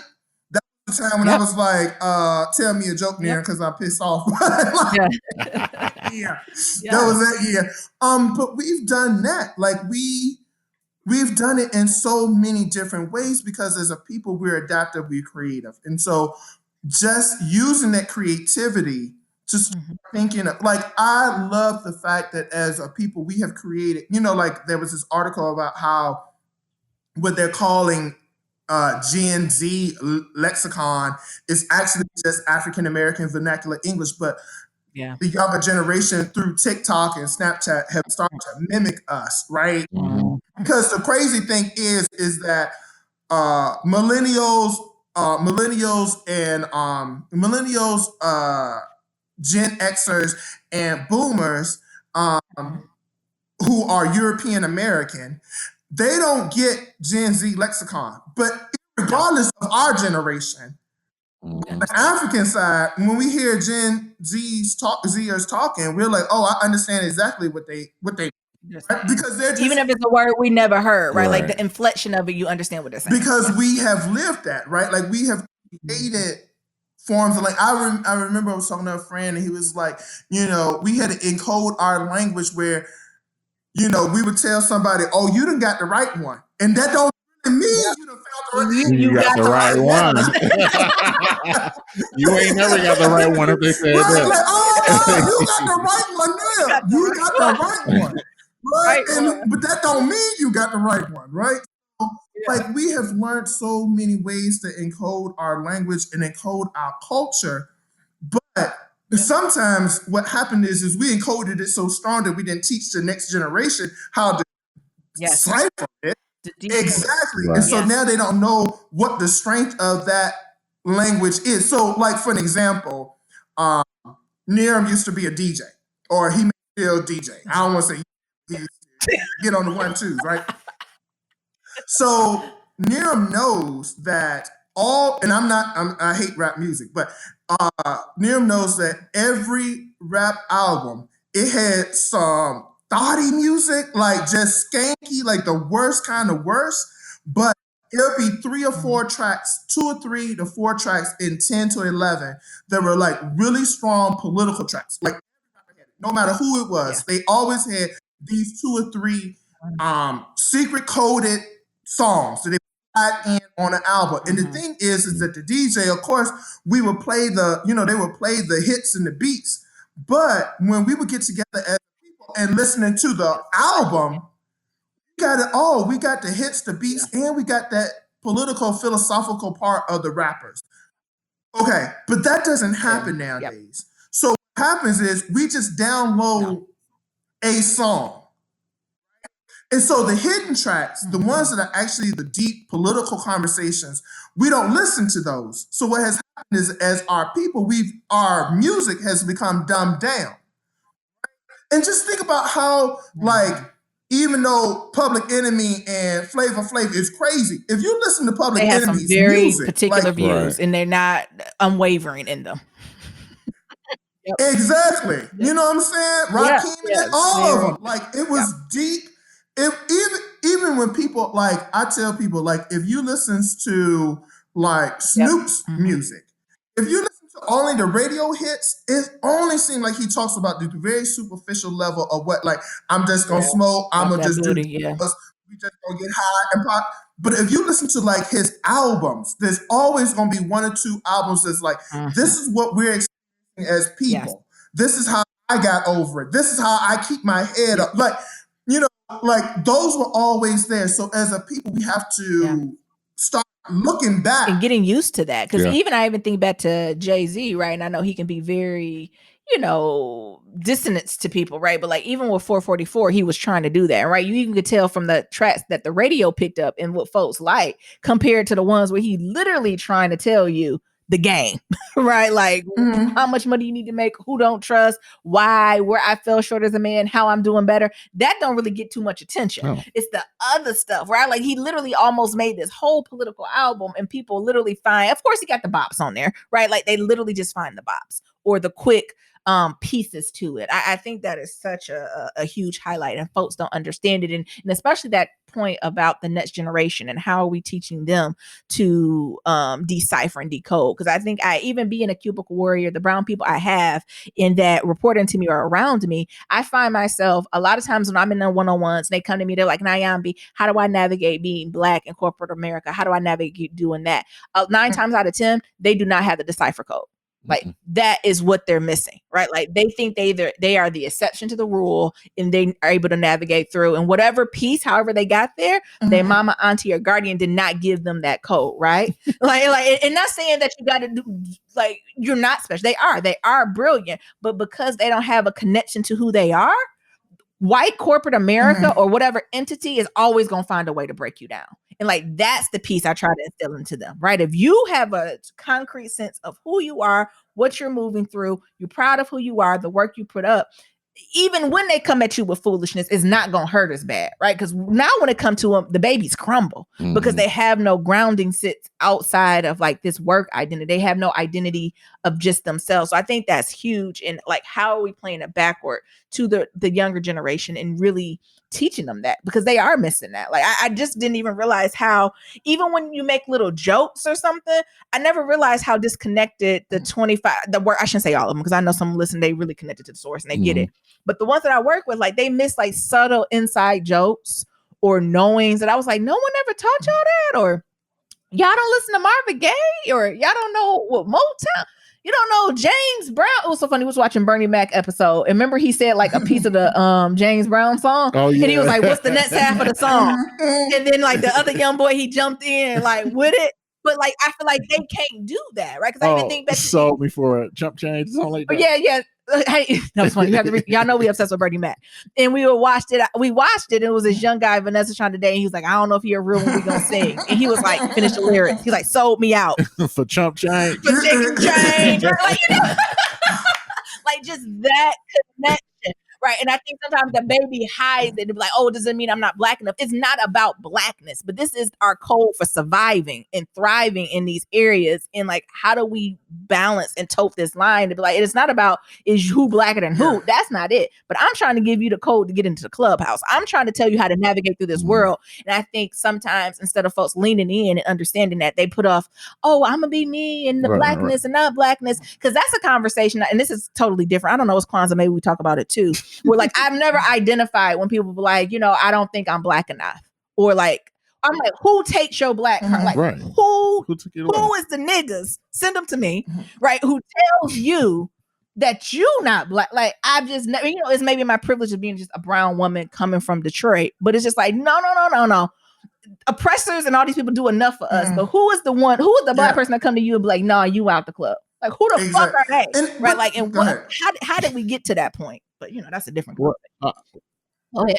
No, one of the things I was going to note, just even on the whole music note, right? Yeah. So you even think about music and how the terminology is, right? So when it comes to radio, it's called programming. Yeah. Right off bat, right? So we are being programmed through all of this.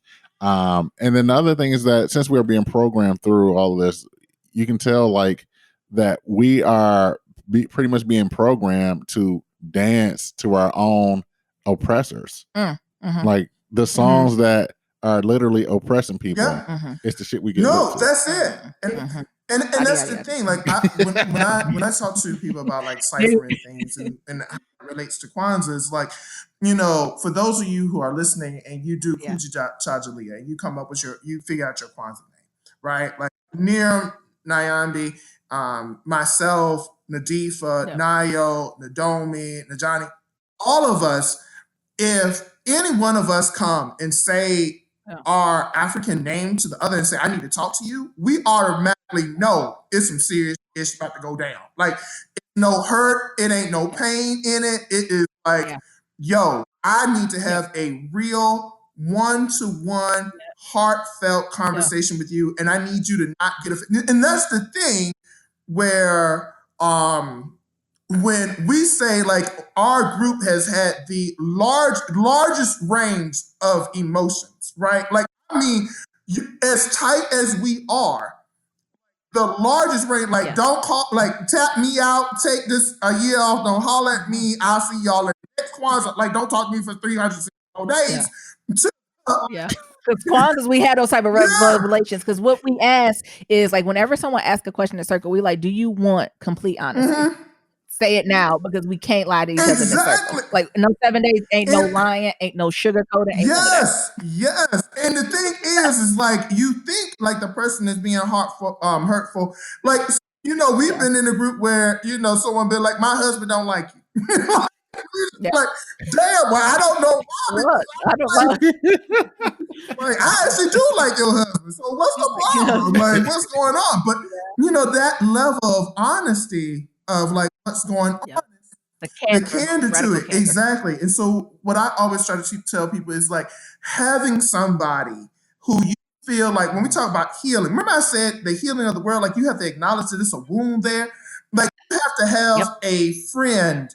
It's like for all the brothers out here who and all the sisters, I'm gonna tell you what: if you a black female or you're a black male and you are or black and bisexual and you are dating a black male or a black female who has a beard, if you want to keep them, learn how to dig out an ingrown hair. Yes. Learn how to dig out learn how to get a pair of tweezers. Yep. Get into that red flare until you dig in, until you find that little piece of hair and you pull it just enough so the hair comes out, but you didn't pull out the root. Yep. And that man or woman, if she has a, is going to be with you for life because that is healing, right? But when and all the dudes will tell you, when they start digging into your neck, it hurts. When they pull it out, you be like, oh my God, it's orgasmatic. Like, dude, they feel good. Like, oh, this feels like, it would be like, glad we went through that. Exactly. And so you need people, like I said, to go and scrub that hurt spot, whatever that, and that's, I know Nyambi and Niram talk about Ayana fixed my life. The one thing Ayana does is go in there, she looks at the wound, she acknowledges that it's there, and she goes in and starts scrubbing. Scrubbing it, We need to figure out, like, what is this? What wound here? What is festering here? And so as a people, you need to find somebody who you feel like you can trust. The thing is that, you got to let people live their lives and their lies. Right? Yes, both. Yeah. Yep. You got to learn how to let people live their lives and their lives. Right? Like, and if you can't tell the difference, rewind and play it back slow. Right? Yep. Sometimes I just let people live their lives because they need that at that time. Sometimes you got to be like, no. Yep. Let's get in here and let's figure out what's wrong. I mean, I've had many conversations where Nyambi or Niram have said things that I was just like, damn, that was at the chest. Like, like that's how y'all really feel? And they're like, Nigga, you bullshit. Yes.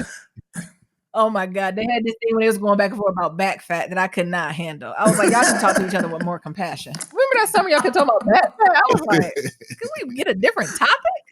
Yeah, oh my God. You got that high ass crack, man. What Niram is talking about is I have a high tail crack. And so this is what I mean by, like, you need people who got your back. So I didn't have any belts crazily enough, right? But I used to wear pants and my pants would fall and I had to pull them up every time I would get out of Niram's car, right? Like, I'm like, yo, dog, I'm so sorry you got to see my crack. I know I got high tail crack.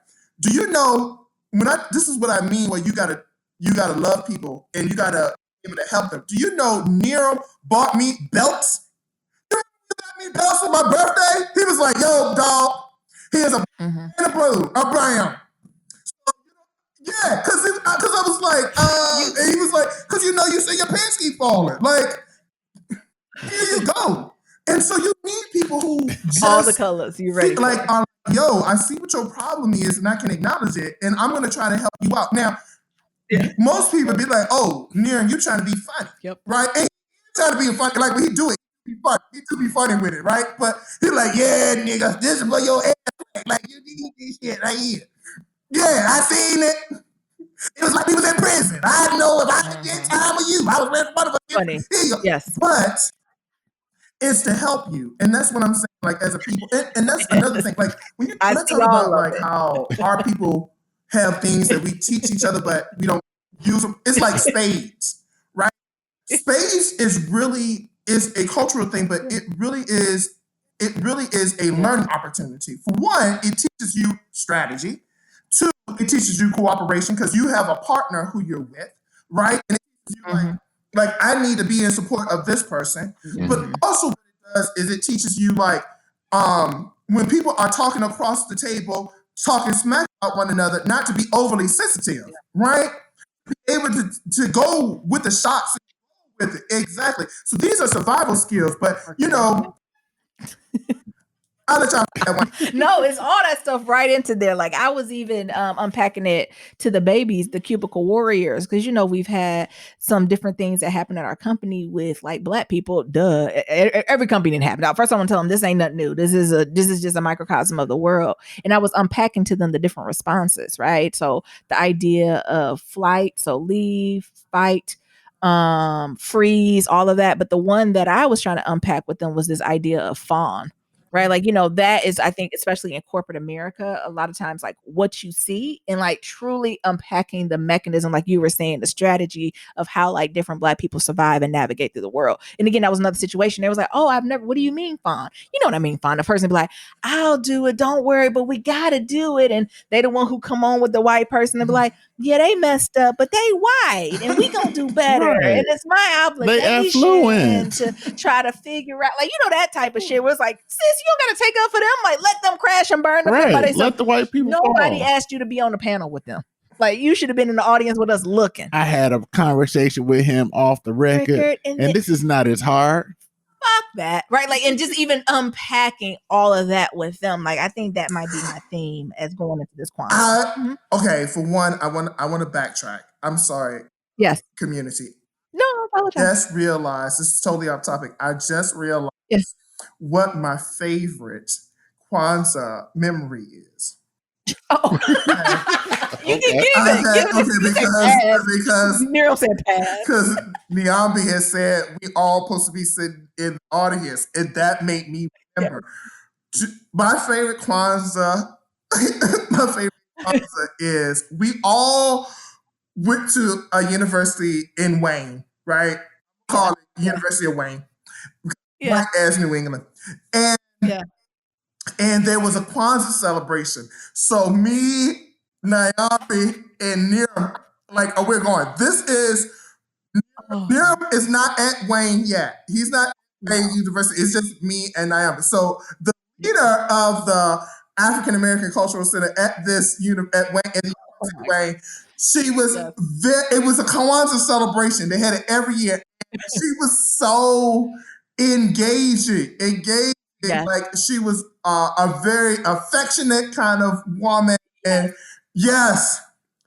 and we were all there. Now, me and one of the things that I've always do when I know somebody is going to make me feel physically uncomfortable, I go forward. I don't back up because I just ram into it. So we were all there, and she's like, hi, she goes to give not only her kisses. Now, thank you. She goes to Niram, like, hey, baby, let me get you. Niram was like, what the fuck? Like, Niram's like, no means no. He was like a karate kid. He was like, what? What's off? Niram was like a white kid that came up in the 80s. It was like Stranger Danger. Like, the only thing Niram did was jail. And the thing is like, me and Niambi are looking at one another. Yeah. Y'all have not seen Niram. Niram is almost damn near 6'2" in height. Yeah.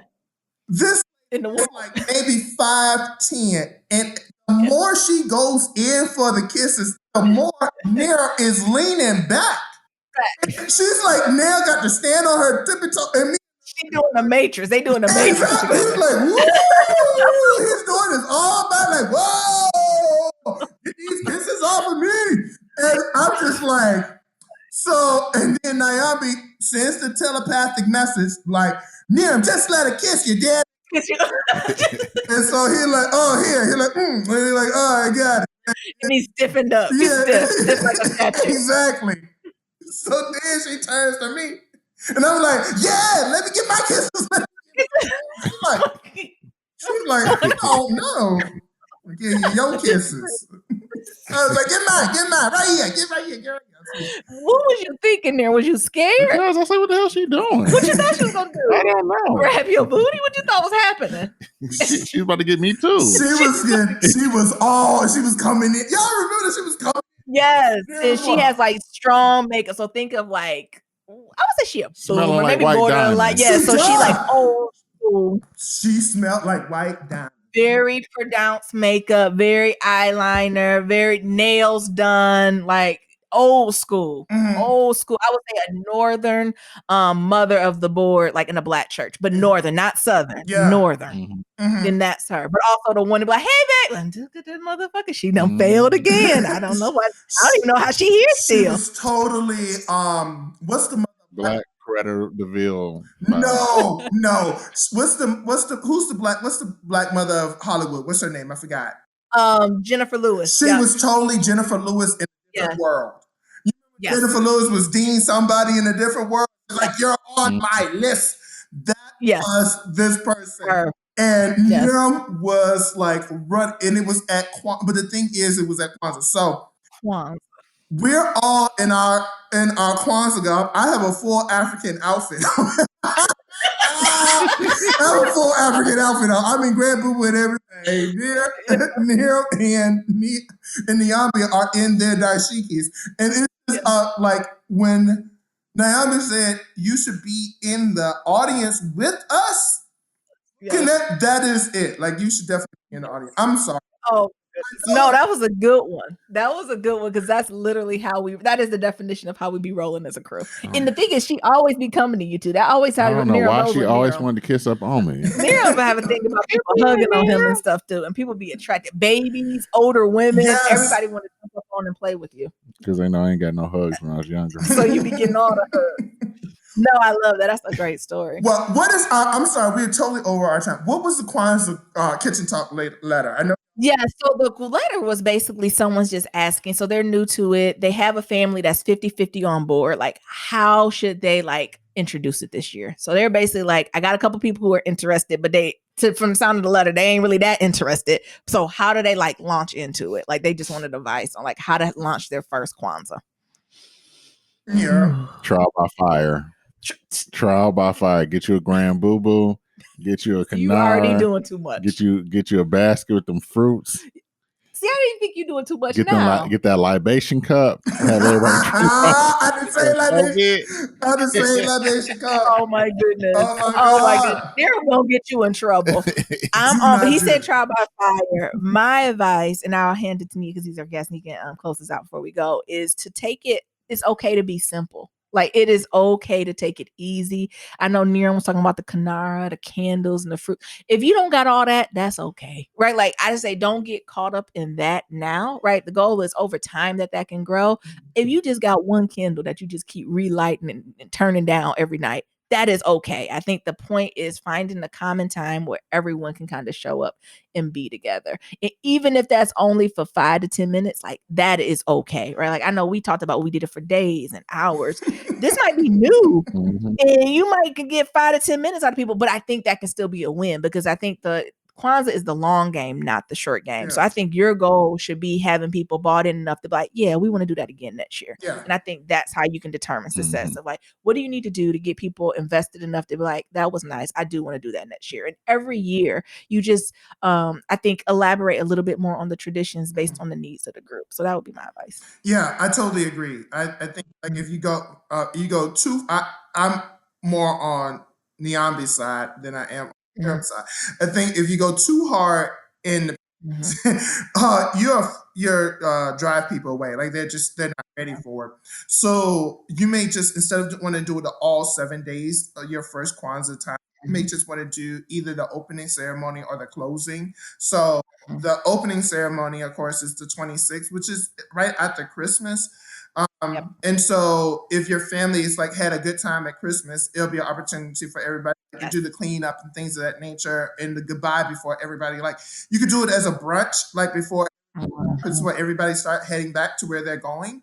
And where you just say, okay, I know the Kwanzaa is 7 days, but today is really about unity and, make it meaningful. Like Yambi is saying, like, say, like, okay, so because the thing is unity and we're celebrating COVID-19, like, how can we unite? How can we get together? Like, how do we, like, what is our next, gathering. You know, should we plan a family reunion now? Yeah.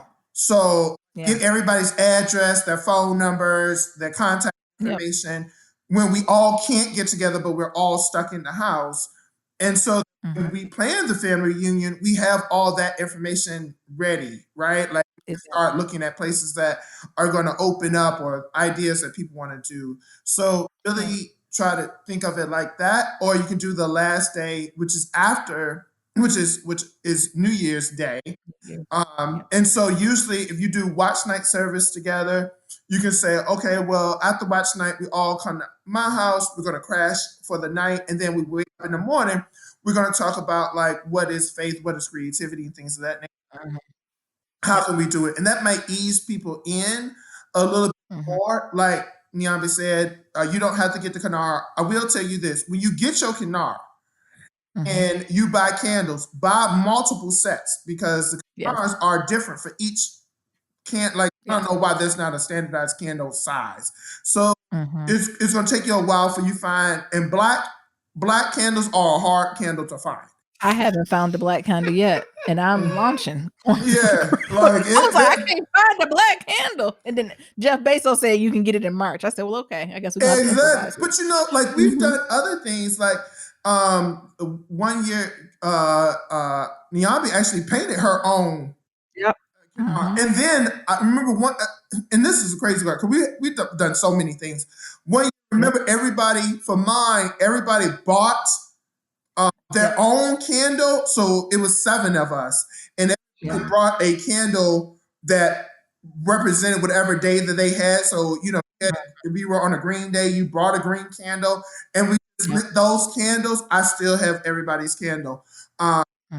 Just so y'all to know, Black Lives Matter community, I just collect stuff. So like and I just pull it out. I'd be like, yeah, this is that. And you know, one person was like, can I have mine back? And I was like, no, because we can break the set. But okay, you can have yours back. But you know, so that could be a thing, like buying your own. But one of the things that I would do is like figure out like what's fun. So in non-COVID times, remember that time, again, another story of Kwanzaa. Y'all would think that we spent the last 10 years of our friendship spending every Kwanzaa together. And we do, but we're not together. All the stuff at like one time. So 1 year, Niram had to work. So it was me, Nyambe, Nayo, and Nadifa. And it was a day, this Black cooperative economics. We find a restaurant. Jesus, it was so hard. Hartford, that is a Black-owned business, and it's a Black-owned restaurant. We couldn't find any. It was hard to find any at that time. It was like I said, about 10 years ago. So Black-owned business. So we find one. Everybody get off work. We are driving in December temperature. Snow is on the ground, sleet and everything else. I think we were in Nyambe's Ford Focus at the time, or maybe a smaller car than that. And we go to this Black-owned chicken place because that's the only thing that we could get. That's the only thing. They were supposed to close at 7:00. We get there at 6. A full hour before because what happened was Nyambe and Nayo had to work. So they got off at 5, and then we all had to gather, and then we had to drive. So by the time they got home, got themselves ready, picked each other up. That was 30 minutes. They had to get home. Then the 30-minute ride there. So it was 6 o'clock. They closed at 7. We get to that restaurant, Black people, closed. All the way. Putting chairs on the table. I was like, hello? Is everything okay? Did you? No sign? No sign. Is this holiday hours? Is it holiday hours? Nothing. And we were like, knock. And they came to the door and they were like, hey. And we were like, well, you got your hours are to 7. Yeah. Like, we're here to. Not today. Look, we're here to support you, Black business. Yeah, we want to give you money. Like we even was gonna take can we get some carry out? Yeah. Can we? What they said? We ran out of chicken. We closed. It was like, sure, you got your menu got pork chops. Your meat, pork chops, hamburgers, hot dogs. We'll everything. take a macaroni and cheese. We were so hungry. We were so because we like saved our stomach so we could throw down. We would have just took a plate of sides. Oh my God, Naomi was so mad when she got home. Yeah. I was like, "Where's my chicken?" Yeah, I was like, and everyone's like, "Where you want to go?" I was like, "I want to go to Olive Garden." It's like they wanted to go to Olive Garden. I was like, it's like we want to go to the whitest restaurant there. Take us to the garden. Take me to Olive Garden. Take me to Olive Garden so I get unlimited salad. They ain't gonna turn this way. Oh my God. So, but what I'm saying is that in non-COVID times, is maybe for your Kwanzaa, you may want to, and you can still do this, is find a Black-owned restaurant and just maybe really strong and do takeout, right? And say, hey, everybody, we really want and tip. Yeah. And tip. Yes. And tip well. And yes. That's the thing. Nyambi is one of the best tippers. Like, she'll be like, put it down. You be like, but this is a 20. She'll be like, just get the bill away from me. I don't want to see it. Just put the 20 down and get it out my face. You'd be like, but the meal was $8.75. Don't you just give them the 20 so we can go. Go. They're like, ma'am, do you want your change? Do you want your change? No, that's your tip. Bye. Right. Y'all can have all this. Yeah. Do that. I did that because my father, a lot of his jobs was tip based. So I was like, I know that's a lot of folks' livelihood. So I try to play it forward a little bit. At the holidays, especially. Yes, at the holidays, I try to, especially with COVID going on. Yeah. Oh my goodness. Well, thank you so much, Nia, for participating in this. We hope the Black Love Matters community just got a little energy from it. We wanted to do something slightly different for this Kwanzaa because sometimes it's hard to articulate and to put into words like what the outcome of it, right? Like I think Kwanzaa is the vehicle, but like the destination and the journey you go to is about the community around you. And I realized in some of our other episodes, we talked about the how, but not the what and the who and the things that's happened behind it. So thank you so much for sharing all your good stories. And Niram, you going to close us on out for the year? Yes, as always, to submit your Black Love story, go to blacklovematters.com. To submit a question for Kitchen Table Talk, shoot us an email, blacklovematters@gmail.com. It's Black with no K. And to leave a comment about anything we talked about, head on over to that website. We got that SoundCloud and we got that voicemail, and that's at 508-784-1111. Once again, that's 508-784-1111. Talk to y'all later, and remember, love is ever evolving. Peace.